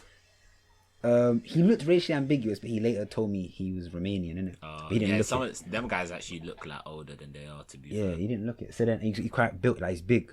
So then we're just talking, yeah, and then he's like, yeah, I'm 15. I was like, oh wait, what secondary school did you go to? And he goes, St. Cecilia's. That's the school that I went to. So I was like, rah. I was like, so then we're just going through teachers, like, oh, it's so still there. It's this, and then like we're agreeing on something, like, oh, she's a bitch. Those are the best combos. Yeah, so just catching up. This Like and that. two So different eras of like the same school that you went to, but like some of the same teachers are mad, there. did it? It's Yeah. very relatable. And then he's obviously drunk in it, so he's very open. That's what happens when you're drunk in it. He's like, oh bro, I like you, man, you're back. I was like, yeah. So we ended up having a long convo in it. And On the bus, is this? yeah, because bro, it's a long ride, isn't it? So then he goes, I was like, yeah. He's like, I went to St. Cecilia's in year 9. I was like, oh, where'd you go before that? What happened? He goes, oh, I got excluded, innit? I was like, oh, what? You was on badness? He's like, yeah. I was like, what happened? He's like, bro, I was just scrapping bare man. I was like, why? Like, why was you scrapping bare man? He's like, bro, I don't know. Like, bro, when you're 15, you just bare aggression, and it was a Just boys' some school as well. badness, Yeah, so we're just talking, yeah, and then like I'm just trying to get to the root of it, because bro, he's mad yet, so he's actually gonna be honest. See what I'm saying? Certain things that I can ask, he won't see as some sort of an attack or nothing. So somehow you turned this conversation from a general hi, how you doing to a therapist session. It was natural, bro. I can't lie. Like he was just talking, like he was just telling me shit, and I was listening. So then, I just started talking more, and I'm like, because I'm trying to find. I was like, so wait, so why'd you get expelled? And he goes, yeah, like too many scraps and that. And I was like, so is it different in STC? Because obviously, by the way, St. Cecilia's is mixed. It's girls and boys. It's old school, it's just boys. Because obviously, he's like, girls calm things down. I was like, yeah, that's true. So we're talking, and then he was just like, he sounded like some of my friends back in the day, like when we was in school, and like when some of my friends were getting to that same badness with the same aggression. Do you know what I'm saying? And then ended up talking. I won't say too much because I don't want to say too much of his like business and life. But then he was like, bro, can I take your socials? I gave him my socials and that, yeah. And then, like, he's like, bro, like, I'll message this and that, like, ask for advice. I was like, raw. And it just made me deep. I was like, bro, I like that. Like, I liked, even you said it, like, you jokingly called it therapy. Bro, I kind of like that, you know, like, just sitting down, talking to someone who's younger, and trying to get them to decipher why they move a certain way. It was bare wavy, I can't lie. It was a proper nice convo. But then yeah, like we was talking, like gave each other nuggets, whatever. And he stepped off the Nuggets? Yeah, like just Like, chicken nugget. Oh, sorry. I'm bugging. Can't stop talking about chicken. I'm chicken bugging. So he stepped off the bus now, like this night, and then like exchanged numbers, and he's gone. So I'm like, oh, bro, today's been such a calm day. Seen all my friends. That convo happened. I didn't expect it. I was like, cool. So now, remember I said I'd met up with my friend on Friday, the day before. There's one guy in our friendship group that I never see because, like, even now they're linking up when he's free, but I'm not free because I'm doing the pod, and it's been happening bare. And I've been wanting to see him, so I'm waiting for the bus. Now it's maybe about midnight or like 11:15. Who do I see at the front of this next bus? Your friend. 9 man. Oh shit. That guy's he's like my childhood best friend, innit? So I've stepped on, yeah, and he ain't see me, so he's sitting at the front, and it's like, you know the priority seats. He's sitting in the second row, so I sit in the front row and I just stare at him because he's looking down in at his phone. Just staring for time. Wait, to do it. He looks up, yeah, he goes, I'm like, yo, what are you saying? So he was like, we just caught up in that. It was like bare brief. And then Sunday, I had my first 11-a-side game in like a year and a half, cuz. Oh, how was that? Fucking wavy, bro. Like, it was sick. Like, I enjoyed it. Must have been hot. Because it was like 30 bro, it was plus mad on Sunday, hot. innit? Mad hot, bro. But yeah, no, it was a cool game. We lost 3-1, but it's pre-season. It's the taking part that counts, isn't it? For real. That was really it for my week.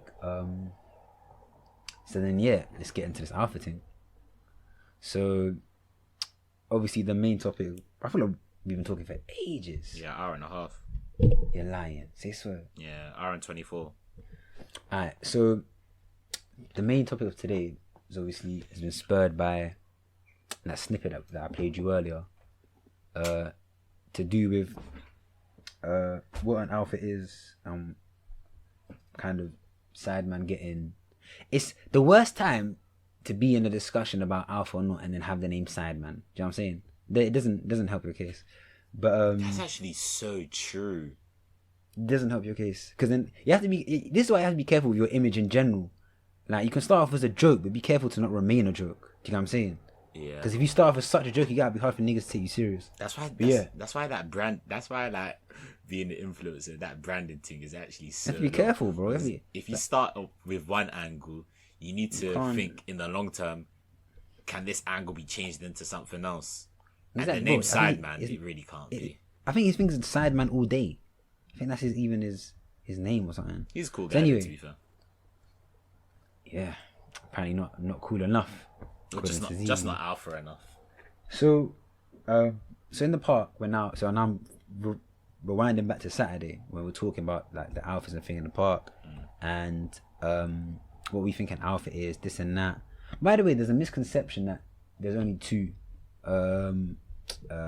archetypes in this thing, alphas and betas, which isn't true. I think there's about 5 or 6. There's off the top of my head, alpha, beta, omega, gamma, and sigma. I think it's 5. I'll double check in a bit. But there's actually more archetypes than just those 2 in it. So a lot of people feel pressured to okay, if I'm not alpha, then I must be beta. No, I can't be beta, so I have to be alpha. So we're just discussing about that and traits that we think, are, I guess, that you see in... Sorry, I had a brain fog at the moment. That you see in alphas. So we started off with a question, which I think will be easy to answer. Do you think he's an alpha? Well, I don't... Based off of that. Well, I don't... That snippet and stuff. I don't know the guy, so I don't want to talk about his personality. But based on the way he answered the question, he's not an alpha. Because an alpha wouldn't even ask, am I an alpha? Like, they would know, and they wouldn't need validation from anyone if they are an alpha, because they just know that they are, and they don't need to be screaming from the rooftops that they're alpha, because they know that they are, but they're so content in themselves that they don't need other people telling them that they're alpha, because they know that they're one. And to be fair, but he didn't ask if he didn't say, am I an alpha? He did. No, the way it happened, she said, am I an alpha then? No. She said, an alpha would have a problem with his woman making more than him. He said, I wouldn't have a problem with that. Which she then went, but I don't think you're an alpha. Fair.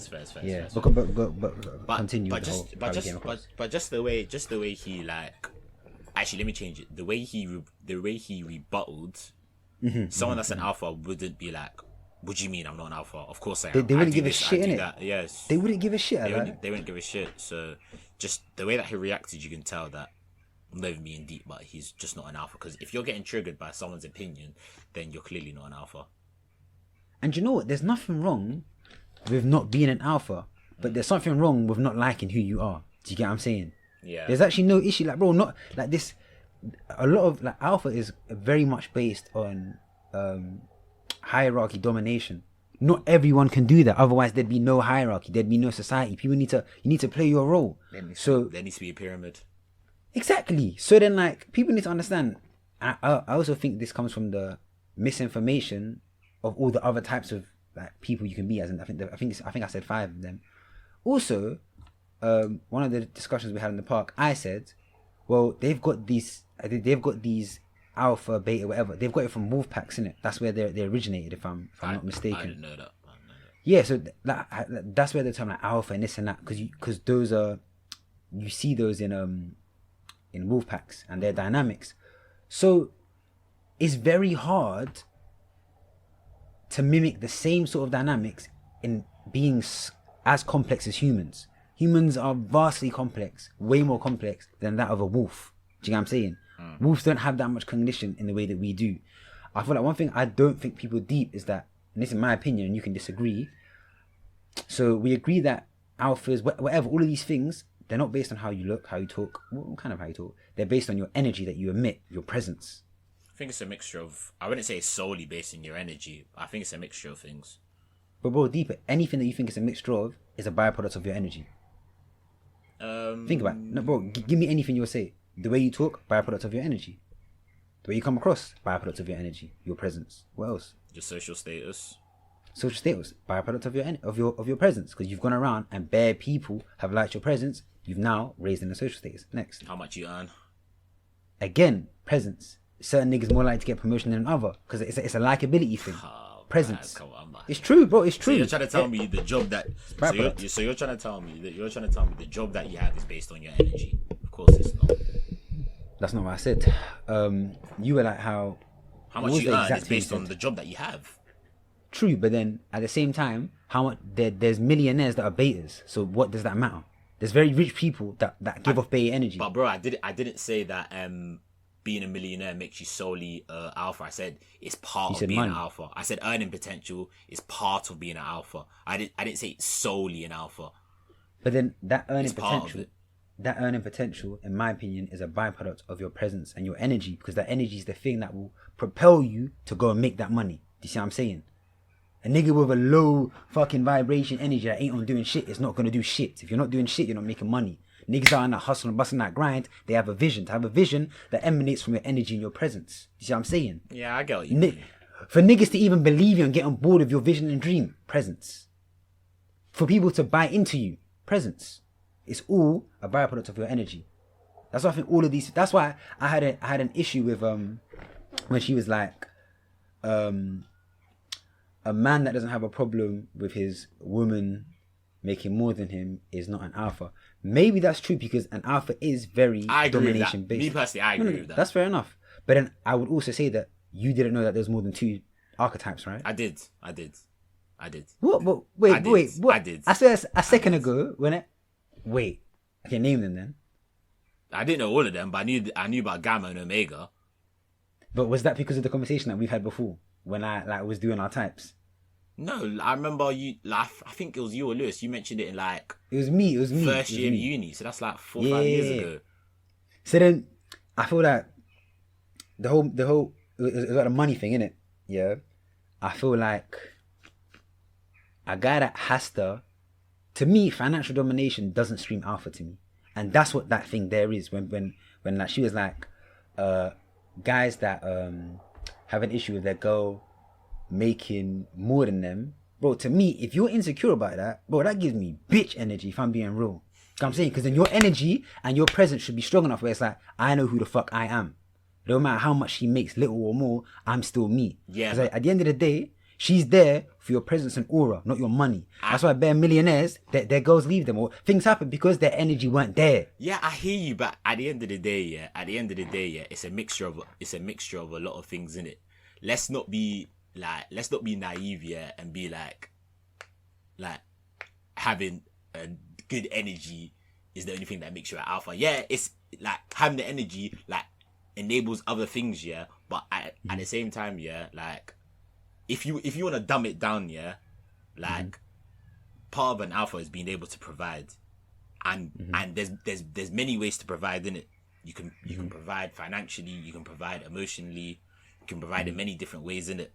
But if we're just talking from the financial side, yeah, as an alpha, yeah, you have to be able to financially provide for your family, provide for like your kids, your wife, like your grandparents, your mum, your dad, being able to just provide for everyone. Do you get what I mean?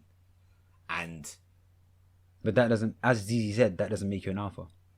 I didn't say it makes you alpha, but it's a like, bro, it's like a component. It's like there are many things as a collective that a man needs to have to become an alpha. And I just think that being a provider, being able to provide financially is like a part of is a slice of the pizza that creates the whole alpha pizza.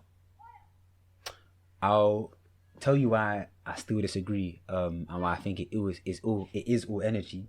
If you think about where this is it's come from wolves and wolves have no notion of money, but they do have notions of territory and resources. And the way they get those is by being the most alpha in that pack, which is an energy thing, by striking fear into the other wolves, so they leave their shit alone and give it to them. They're not buying niggas out. It's their pure presence and energy. But we're not wolves. But we're not wolves. So it's different. You need to. Wait. You need to let me finish. Wait. You said, but we're not wolves. So I was gonna come back to that.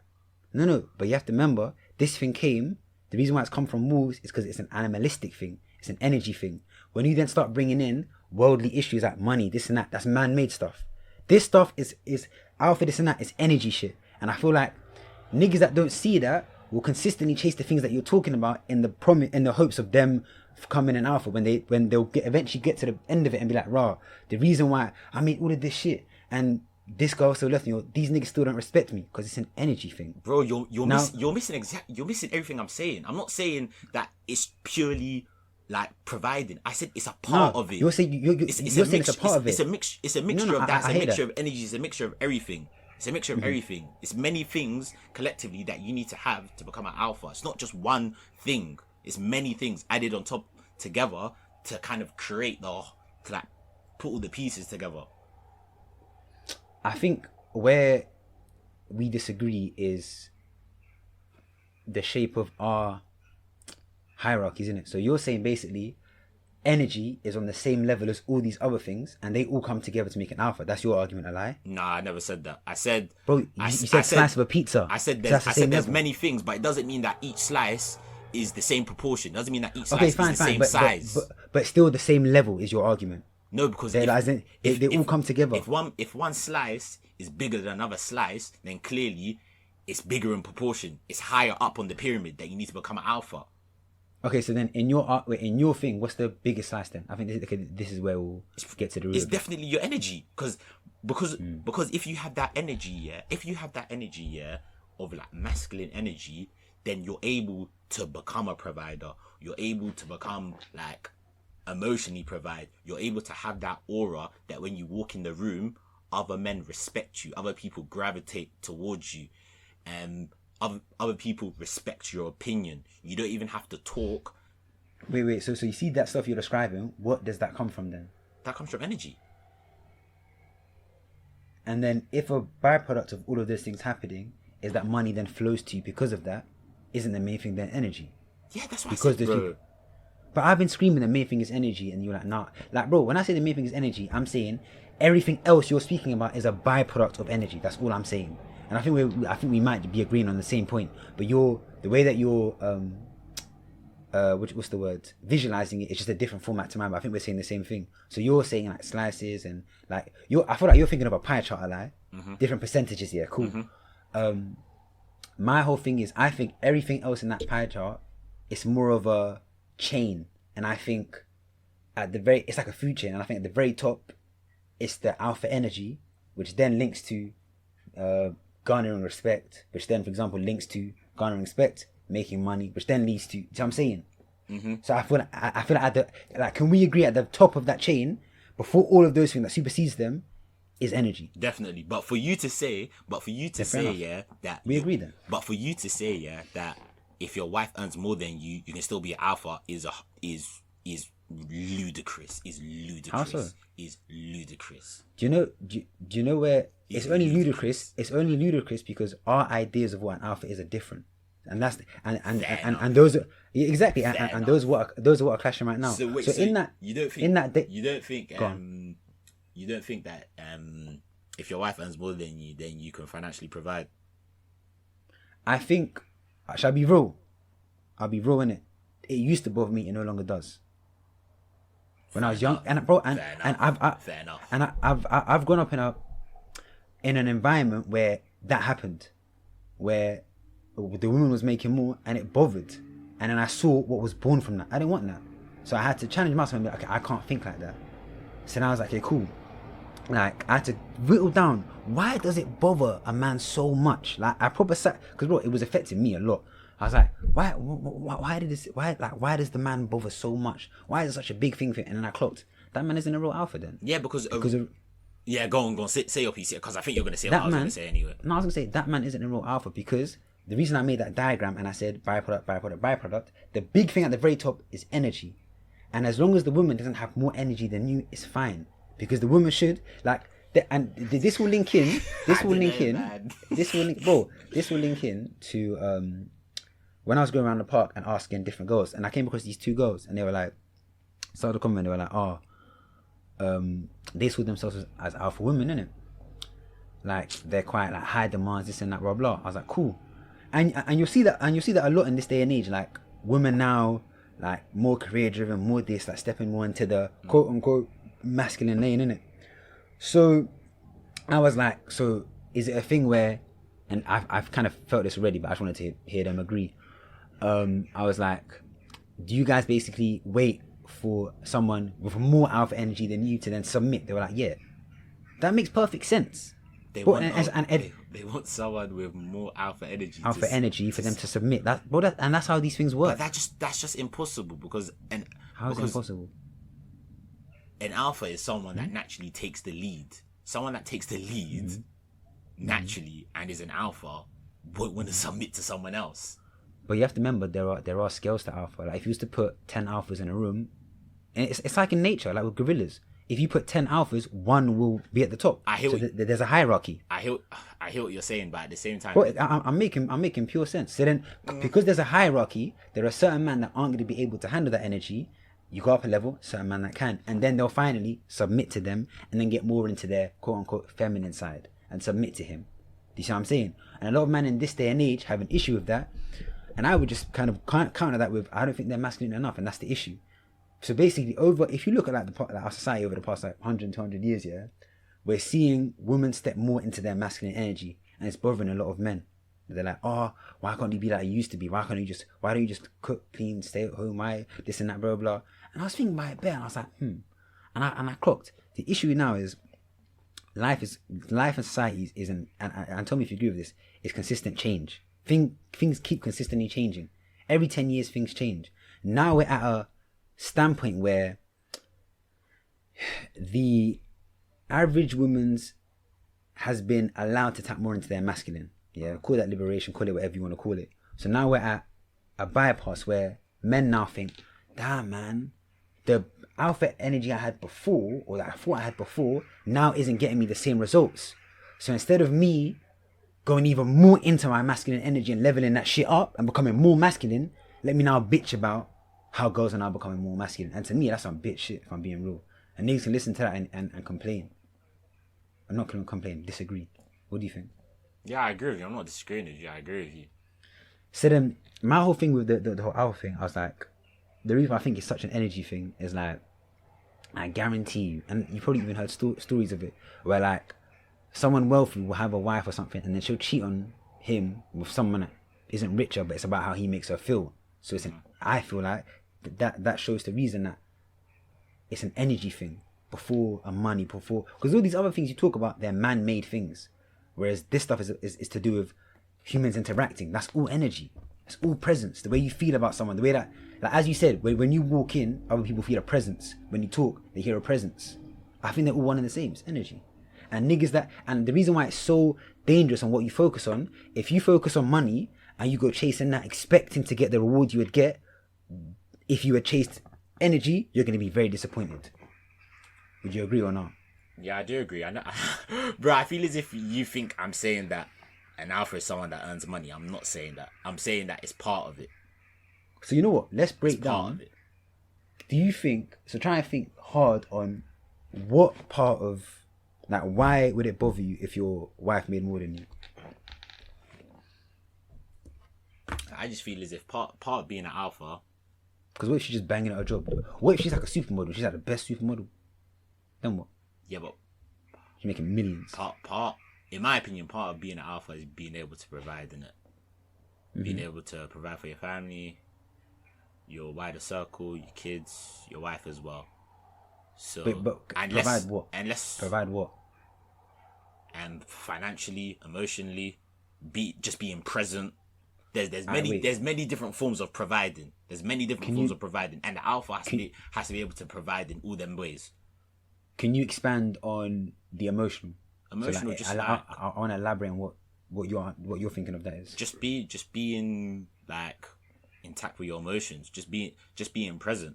Like if your wife is like, or like the person that you're seeing is feeling some type of way. It's like a stable. You're like a you're a frame for them. Yeah, like you're a frame for them. Like you're someone that like they can count on when they're feeling down. Like you're dependable. Like let's say they're down, they're going through something. Like you're someone that they can come to, speak to, and then you can be like a cornerstone. like someone that they can hold on to and have strength. Do you get what I mean? Someone that like, someone that can give them advice, someone that has empathy. Do you get what I mean? Even though like that's seen as feminine, I think that's being an alpha male, because that's being able to provide. But it's just there's different sorts of providing. You're providing emotionally, you're being there for your partner and your people, and that's just like, that's friends in general. Do you get what I mean? So when I talk about financially providing, being able to provide like monetary, like it's gonna sound a bit black and white, but money, there's a correlation between money and power. Do you get what I mean? And being able to like provide for your wife, I feel as if it's just like, this is gonna sound so toxic, but it's just like, as a man, like you should be able to like look after people that you love, and one way in looking after people that you love is being able to provide for them and look after them and be like, I've got this, I can do this for you. It's like, it's a shine of doesn't this sound egotistical to you in any sense? Like, because then it sounds more like it's not about providing anymore, it's about you knowing that you provide, and now that's a separate thing altogether. You see what I'm saying? I think a bit of it is a bit like, I think a bit of it is, and I think a lot of it is. I think a bit of it is, and a bit of it isn't. I'll be honest with you, bro. Because if you can't stand it, so imagine. Okay, you know what? I've got a scenario for you. Go on. So you've met a girl. Let's say she's a model, yeah, or what's something that could make a lot of money. Should you just say model? Let's just say model. Calm. So when you meet her, she's kind of just breaking out. Like, you've met her, you've done your thing. You're doing well. You're making millions in the field of redacted, because I can't say what field you're in, but I'm joking out. But let's say you're doing well, you're wealthy, and you've met this girl, you're going strong. Then you marry her, her things are picking up, but just like a normal model, nothing mad. Then like you've been providing for about 5 years, you got a kid, things are blessed. You're like, yes, I'm the alpha. Yeah, I'm feeling the man, this and that. Calm. Then one photographer sees her and goes, yo, this is the one. He then puts her on. Now so let's say you was earning 150 grand a year, yeah. It's a very, very alpha salary. Would you not agree? Yeah. You know, so then she then gets picked up by like this mad designer. Boom. That then what do you call it? Catapults onto fucking fame and stardom. Now she's on millions a year. Now you've been with her for about 5-6 years and things have been calm. So if you now can't be with her because of that change in money, how is that not insecurity? I don't think it has anything to do with alphaness, if I'm being honest. I think it's insecurity. That's you like that one, innit? Still, fam. See, not because what I like to do. Like, think about it. You know how so you waking there up you in go, sweats. bro. This is insecurity. Then it's got nothing to do with alphaness. It's your ego. This is bro. Look. Even though you're waking up like this. Fuck, man. Bro. I need to go and work harder. I'll be good. Bro, I'll have to open a line, cuz. But do you know what's mad? Go. What I think is mad. And this is why I think it's an insecurity thing. And I think a lot of men have it. Because this reaction that you've just had will be the reason that she feels a power shift. Because you feel one. If you never felt a power shift and you felt calm, you're like, okay, calm. Do you see what I'm saying? I hear you, but bro, if you was to carry on nonchalantly and be like, I'm glad that you've now got, because this is her career. I'm glad that you're doing all this and that. I'm glad that now we have more money that we can collectively like blah blah blah. Now there's more money in the whole household, yeah. So then instead of you being calm with that, and by the way, I don't agree with that. Me personally, I don't agree with that. Me personally, I hear what you're trying to say, but I do think even if you carried on acting like how you were, you had this energy, you had everything, I still think, yeah, like the fact that she knows that she earns more money than you, and you know that she earns more money than you, like. Even though you might not speak about it, there will be a power shift in the house. There will be a power shift because let's not be dumb. There's a correlation between money and power. Do you think she'll start testing you more? Yes, she will start testing you more. Like arguments, so she's like, you don't even pay the bills. And she's just like, bro, she can literally say that. She can literally say that. That's true. So and that now means because as an alpha, you're the sort of person that is like. You're the sort of person where it's like you're all don't you think, yeah, if someone earned more money than you, in a relationship, that's going to bring your energy down relative to their energy. Their energy will go up, your energy will go down. Don't you think 100%. 100%, 100%, 100%, innit? 100% disagree. Yeah, because the currency of energy isn't money, so they're not related. But the relation is one you allow it to have. So if someone places a big, like to them, if it depends on what your energy was built upon.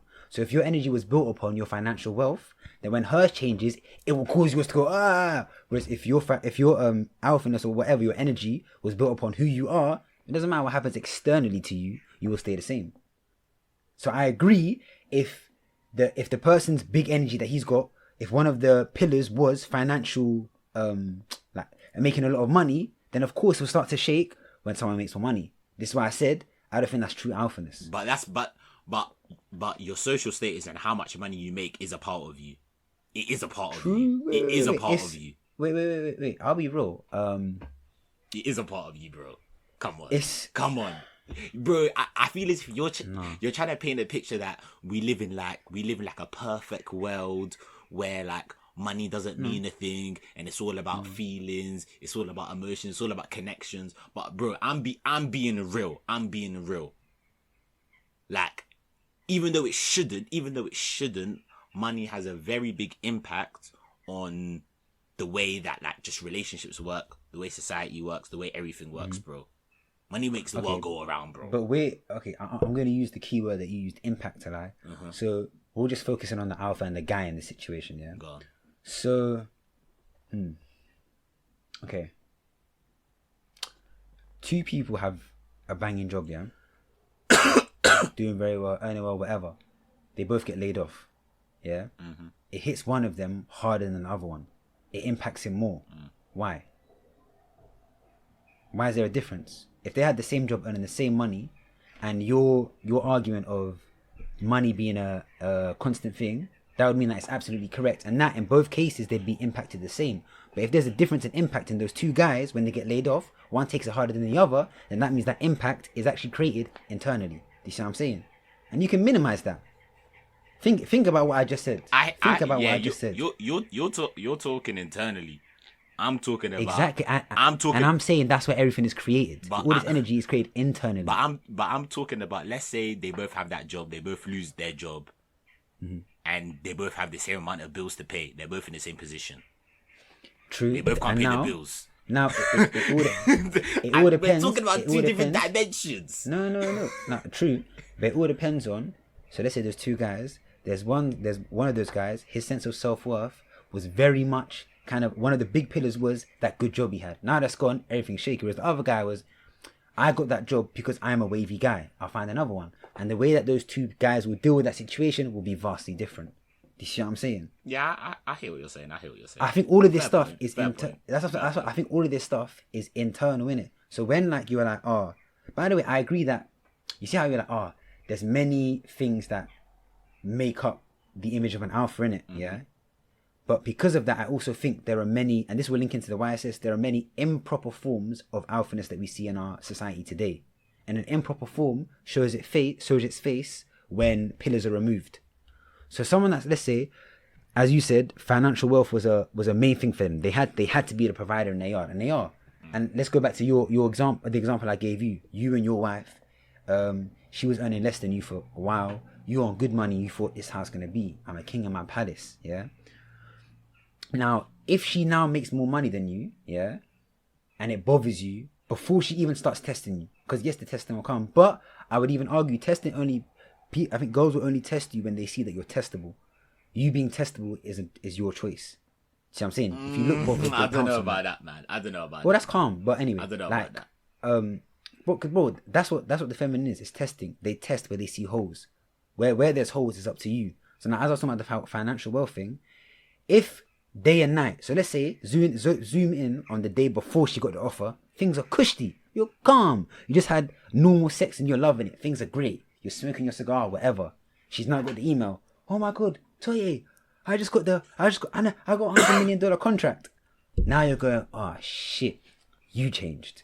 You see what I'm saying? You allowed it to change you. You allowed the external to fuck up your internal, which fucked up your energy. And that would be the thing that actually fucks up the relationship, not her making more money. It was your reaction to it. But your reaction to it. You're acting as if like my internal will change and hers will stay the same. Her internal is gonna change as well, bro. Don't make it sound like she's gonna stay the same. She is not gonna stay the same. Think about it like this. Yeah. Alright, cool. Before you got your job, and when you got your job now and you started earning money now, was there a change in your internal based on the fact that your purchasing potential had increased? Be honest, because I've got receipts. Wait, what do you mean? Like, did I start buying more stuff? No, not buying more stuff, but like the feeling of being able to buy more stuff and like enjoy more because you earn more. Didn't that change the way you felt? Well, yeah, but I'm still working on my attachment to money because I don't think it's a good thing. Fair enough. Alright, cool. Did you see what I'm saying? Moving from but let's talk the average person. But we shouldn't be talking the average person. What do you mean? We live in an average world. Wait, are you ready? We live in an average world, bro. But if we're talking about a quote unquote alpha, you have to talk about the ideal alpha, then compare everyone else to that.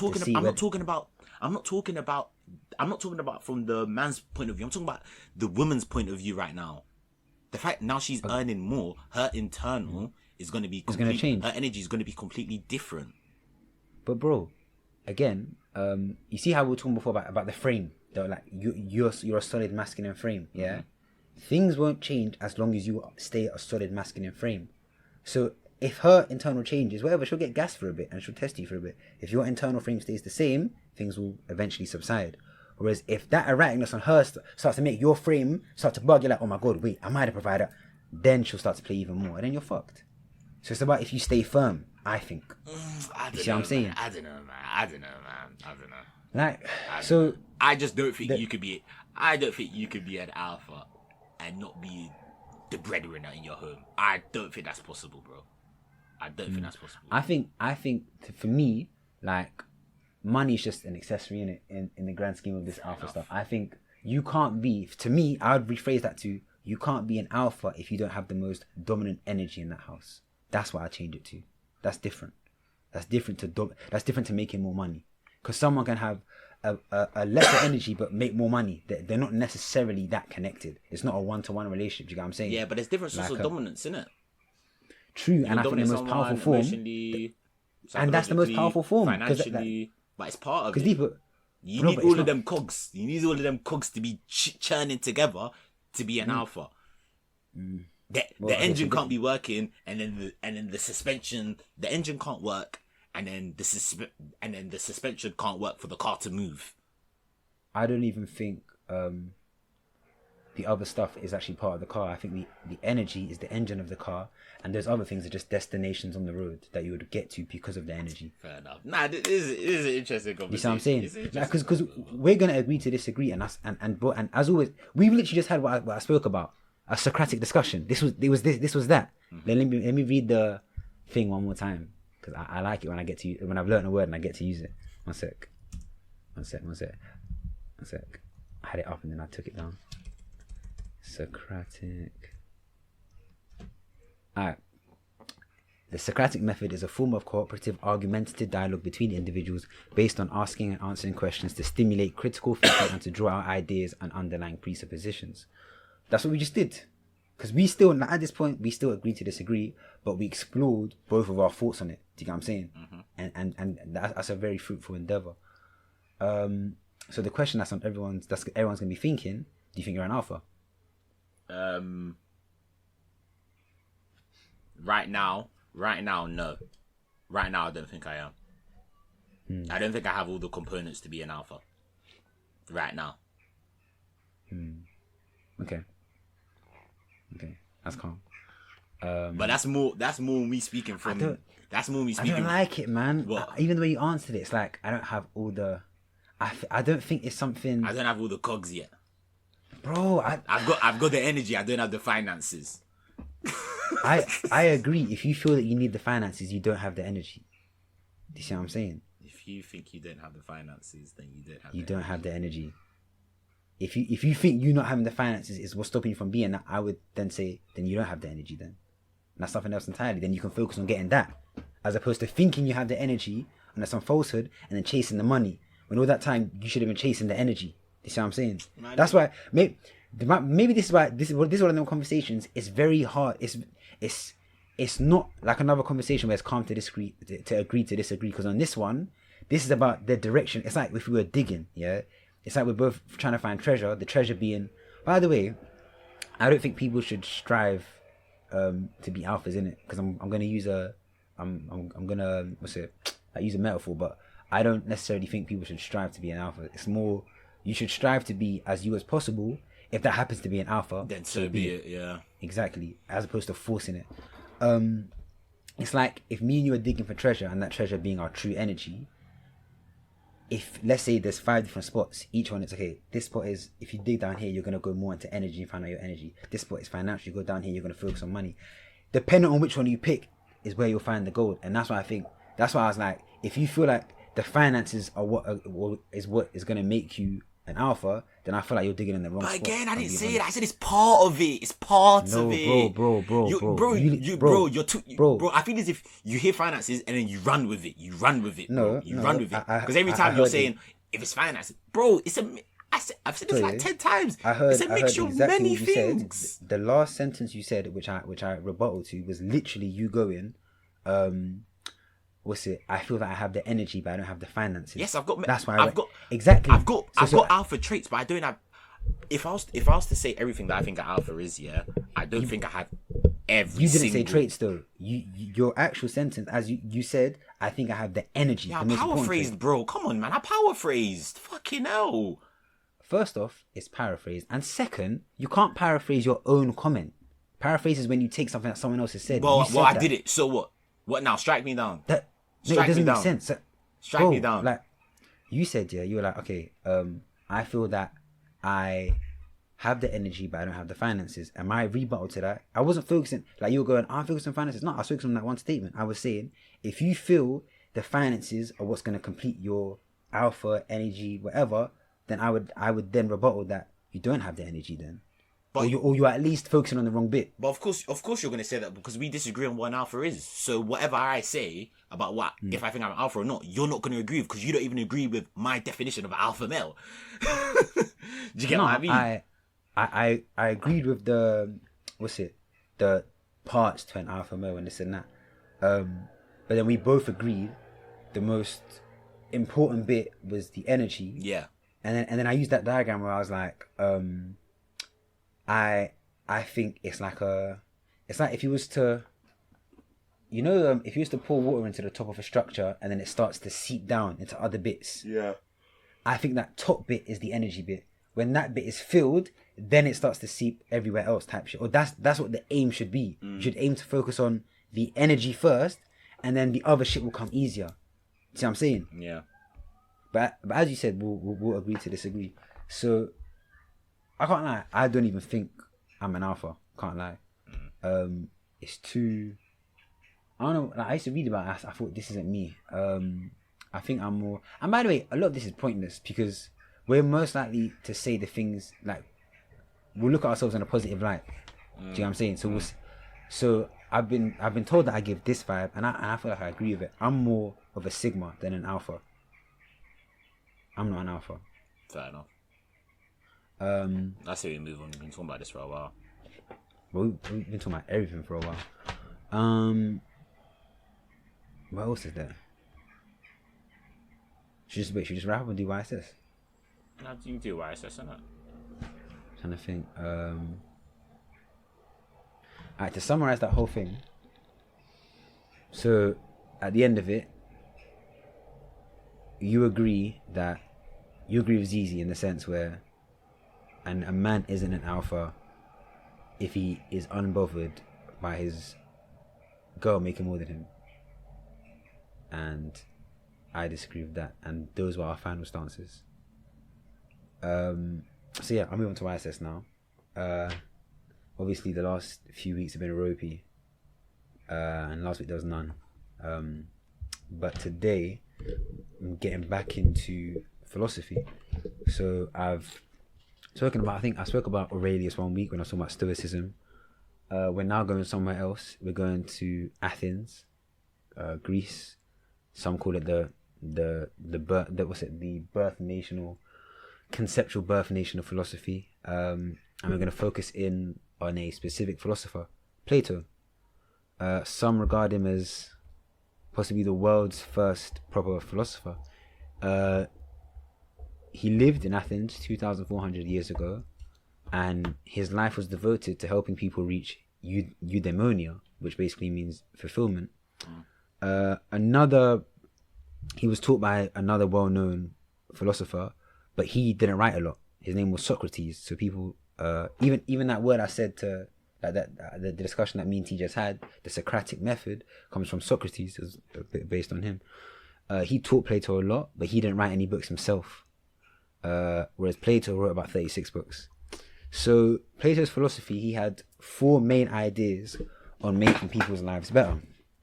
So his first one was think more. He wanted the individual to learn to think more. He felt people go along with doxa. Doxa is basically public opinion in like Greece. That's how he called it.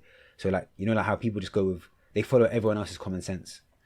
But he, upon examination, he found doxa or public opinion to be riddled with errors, prejudice, superstition, and other just general errors that he thought if people were to think more, they would then see the holes in this and think, okay, maybe I shouldn't be following all these people. Things such as fame is great, money is the key to a good life, follow your heart. These are all kind of opinions pumped out that have formed the public opinion. Everyone goes, yeah, these are the ways to go, and he disagreed with those. He said if you was to think more, you would clock the greatest virtue is to just know yourself. Plato compared the role of our feelings like being pulled by strong wild horses. That's what he equated our feelings to be like. Second, let your lover change you. One of his quotes was, true love is admiration. So he said when finding a partner, the person you pick should have qualities that you lack. And another thing he was known to say was, a couple shouldn't love each other exactly as they are right now. They should be committed to educating each other and to enduring the stormy passages inevitably involved, and they should want to seduce each other into becoming a better version of themselves. I think this is just very much about kind of being with the right person, like someone that kind of pushes you, makes you want to strive to do better when you're in their presence. And I think it can be very tricky I think that the key bit of him going, let your lover change, is because a lot of people can be very kind of unopen to change. So 3, decode the message of beauty. He often pondered, he was like, why do we like beautiful things? After some pondering, he came to the conclusion, he said, beautiful objects are whispering important truths about the good life. We find things beautiful when we unconsciously sense them, in them, qualities we need but are missing in our lives, i.e. gentleness, harmony, balance, strength, peace. He said beautiful things educate our souls. Art is therapeutic, and he said it helps us to live good lives. Like, I guess, music, film, poems, just all of those things of an artistic nature. 4, one of his biggest ones was his notion of the reforming of society. Have you heard of the word utopia? You know, like when you hear the people say utopia. So it's like it's a perfect world that they think about. So he was the first thinker, the first utopian thinker, and he was actually inspired by Athens' great rivals, Sparta. You know, like, this is Sparta. Yeah. So Sparta, they were known for making brilliant soldiers and therefore brilliant armies, which many films have been made about. So he was inspired by Athens. Everything they did, their economy, their sex, the way their children were brought up, it was all tailored to making the best soldiers, and they were successful in this. He wondered, how could you replicate this, but instead of the aim being to create the best soldiers, the aim to be to create the most fulfilled people? He noticed in his current society, they seem to idolize the wrong people, and the community is very much a product of the people they idolize. The Athenian society, much like today, idolized the rich, the famous, the sports stars, all of these people. He wasn't impressed. He wanted Athens to have a new form of celebrities. He called them guardians. He said there were certain people who basically earned the respect and esteem, like in doing good and being wise and all these things. And his aim was, if the common society strives to be like these people, then as a whole society will be better, as opposed to striving for people that kind of just do semi meaningless things in the grand scheme of things. He wanted an end to democracy. I honestly, what do you think of this? He wanted an end to democracy. He felt people didn't think properly before voting, and this led to substandard. What's that into democracy? Sorry. He I said it too quick. He wanted an end to democracy. He felt people didn't think properly before voting, and this led to substandard rulers. He wanted people to become rational people first, until they were philosophers, then have them cast their vote. To this end, he created an academy, and I think that might have been one of the first universities. He started the academy. It lasted 300 years, and here pupils learn not only the basic things like maths, science, English, but how to be good, how to be kind. His ultimate goal was that politicians should become philosophers. The world isn't right until kings become philosophers, or philosophers kings, which I think is actually very true. So some of his like big quotes, I say big quotes, just he has so many of them. He wrote 36 books. A question before you start, yeah. Yo. Are you playing birds chirping in the background, or is that just from outside? No. It's outside. I was thinking this nigga really That's how I did it. Small effect, man. Oh shit. So some of the quotes he said. No. For that, this is what I was talking about when I said Toye actually mentioned something he was talking about. He said, beyond our imperfect world was a perfect, unchanging world of forms. Forms are the ideal versions of the things and concepts we see on our world. Like the ideal love, the ideal justice, the ideal YouTube, the ideal tree. In this world of forms, it's like, imagine there are bubbles there and they have the perfect version of everything that we currently have in our world, but the perfect version. He then said our own reality is comprised of imperfect copies of those ideal forms. See what I'm saying? He argued philosophers should strive to contemplate and understand the perfect forms so they may better navigate our misleading realities and change our imperfect versions to perfect versions. So you see how before me and you was doing that thought exercise and you were like, what's the point? It's never going to happen. He's literally like, this is the only way it will happen. By you trying to think of the perfect version and then sitting and contemplating how that would come about. Fair enough. Then from doing that, you can then look at the current, like the way that, so let's say it was, for example, something like YouTube, innit? The ideal YouTube. You would sit and contemplate, okay, so what would the ideal YouTube have? And you would prophesize, okay, not prophesize, you would just like think about, okay, this, it have this. Now compare it to the current YouTube and go, okay, now why can't it do this? Then through that, you can eventually navigate from the improper version to the proper version, or to the ideal. See what I'm saying? My whole argument with all this masculinity shit, I think we're currently living in an imperfect version of masculinity. And I think sometimes when I'm arguing with people, I think, and they go, think about the average person. I can't, because I'm thinking about the perfect version. I'm not going to measure, and I don't think society should measure themselves to the average imperfect version of something. A great society should measure themselves to the perfect ideal and try to measure themselves up. He said, the disconnect between our world and the greater truth behind it is one of philosophers' most vexing problems. So that disconnect between the ideal and the imperfect, like bridging that gap. He said it's one of the hardest things that philosophers have to think about, because they just sit there and think. He didn't always get it right though. Sometimes he got it wrong. One funny way that he got it wrong. Because I'm saying, anyone that does a lot of good, that good has only come from a true freedom of them not being, they don't mind if they're wrong. See what I'm saying? So then one of the things he got wrong, he was like, he classed humans in with birds.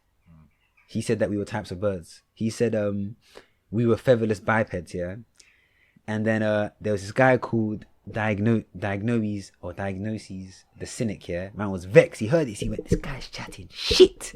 So man went in. So while Plato was teaching the class, yeah, remember Plato said that they're featherless birds. So he said that we're featherless birds. Yeah.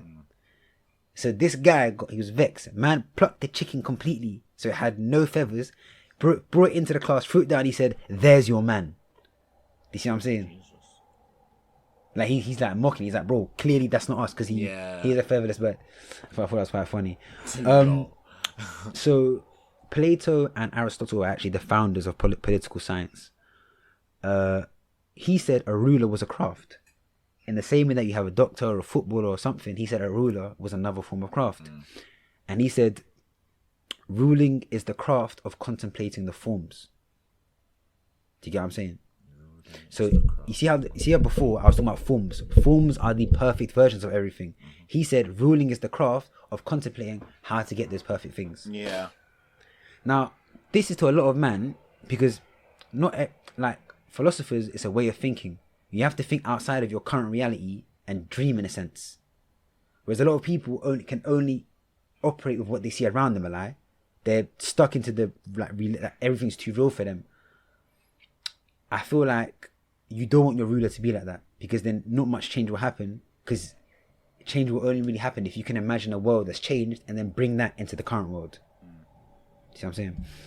So some of his quotes: courage is knowing what not to fear. At the touch of love, everyone becomes a poet. Thinking, the talking of the soul with itself. The measure of a man is what he does with power. The first and greatest victory is to conquer yourself. To be conquered by yourself is of all things most shameful and vile.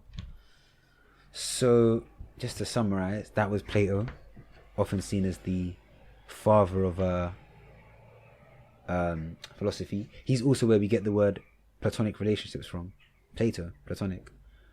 He used to say that form was actually a more powerful form of love than eros, which is romantic love or sexual love. He said a relationship of the mind was a much more meaningful thing to pursue.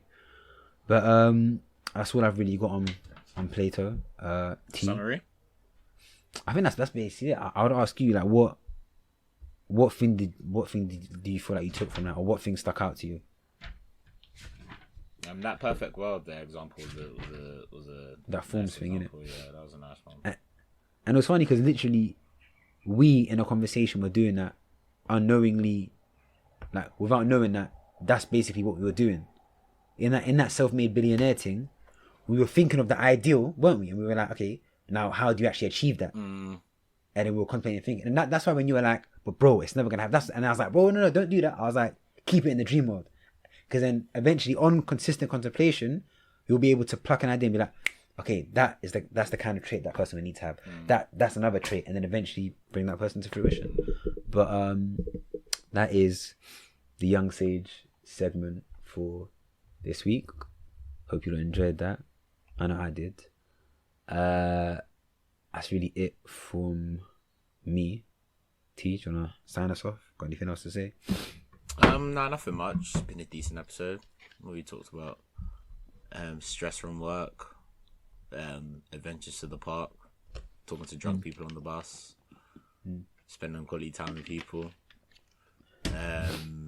what an alpha male is, or isn't.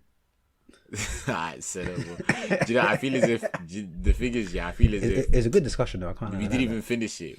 This discussion we're gonna have to pick up on another episode. I can't lie. Bro, no, do you know what it is? It's that discussion was even another example of the forms. We're debating what the ideal alpha looks like. You see what I'm saying? And then did you notice you kept saying things like, but the average person is in that. I'm not trying to hear that. I want us to talk about the ideal alpha, then work backwards. Then address the issues that the average alpha has, or the average leader. That's no reason sometimes Lewis hates talking to me, because I only focus on the ideal version of things, which isn't realistic, I understand. But I think to eventually make it something realistic, you have to think of it like, bro, anything that you see, like this microphone, this laptop, it was born in someone's head first. It didn't exist. Yeah. They thought of it here, then brought it into reality. Now, if you ask someone, is a laptop real? What are they going to say? Yeah. Ask someone that 500 years ago, they'll be like, bro, you're chatting rubbish. What are you talking about?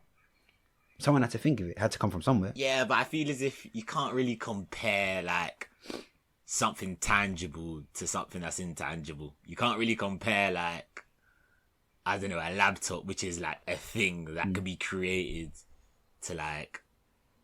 To like what? To like the alphas and the energies. To like, yeah, like energy. You can't really compare the two. I don't know. I feel as if you can't really. I can compare the two if I'm not comparing their substance, but I'm comparing how the idea, where you would get the idea from. Not actually what they are, but the thought process that you would follow to have that eureka moment. That I can compare. You see what I'm saying? Not the actual product. Bro, you can, because deep it. It's all I'm trying to... Because, bro, all I'm trying to advocate for is a slightly different way of thinking in the getting of a thing or a goal. So the goal in one was a laptop. The goal in this one is for us to ascertain what a... By the way, like, again, as I always have to say, who the fuck are we? Do you know what I'm saying? Yeah, it's just opinions, right? That's what I'm saying. Like, but what we're trying to do is ascertain, okay, what we feel like the perfect outfit is. And that's not going to work if, like, or people in general are more focused on what's happening in the real world. Like, take it into account and use that, like, study and be like, okay, calm. That's, and like, break it down to be like, okay, why do people think this? And then go calm. Now I've got a certain stable foundation-ish of why people do what they do and whatever. Now let me dare to dream. Do you know what I'm saying? Because, bro, dreamers are the ones that fucking push our society on. They're the ones that fucking gave us a light bulb. That gave us electricity now. Dreamers, bro. Basically, bro, bad vibes for the invention of new ideas, yeah. BV. No, I'm joking. You need a bit of realness in life sometimes. And that's why I value conversations with people like you and Lewis and that, because, and I haven't said this to Lewis, sometimes because I'm always in that kind of like fairyland, you need to have niggas that will ground you and be like, but bro, because you poke holes, and that's very useful, a lie. Because if I'm trying to imagine a ship, I need niggas to poke holes so I can fill them. Otherwise that ship's gonna sink, a lie. But yeah, can't lie, yeah, bro. That combo was hard. Do you know? I think the only way to solve the outfit thing, one day we just have to fight on cam, and then the winner is that there's a fight to the death, and the person that's still alive, their argument is whatever the outfit is. This is the guy's opinion that you value what an alpha is. Two men beating each other up, because that really determines who the fucking alpha is. But anyway, as we digress, man. Yeah, it's been a good one. He's talking about a few things. Hope you guys have enjoyed the agendas. You've enjoyed the facts. You've enjoyed the vibes. You've enjoyed the vibrations, as Fanuel likes to bang on about. But yeah, man, it's been your dynamic duo. It's been your boy T. It's been the young sage Fanuel. Another episode, season 1, episode 15. Another episode, locked, wrapped, loaded, coming out on Wednesday. Follow us on Instagram, Agenda Over Facts Pod, Spotify. Follow, YouTube, subscribe, Apple Podcasts. Follow, tell a friend, tell a friend, tell a friend, and tell another friend. You know the vibes. It's us. We're gone. We're out. We see you next week in a bit.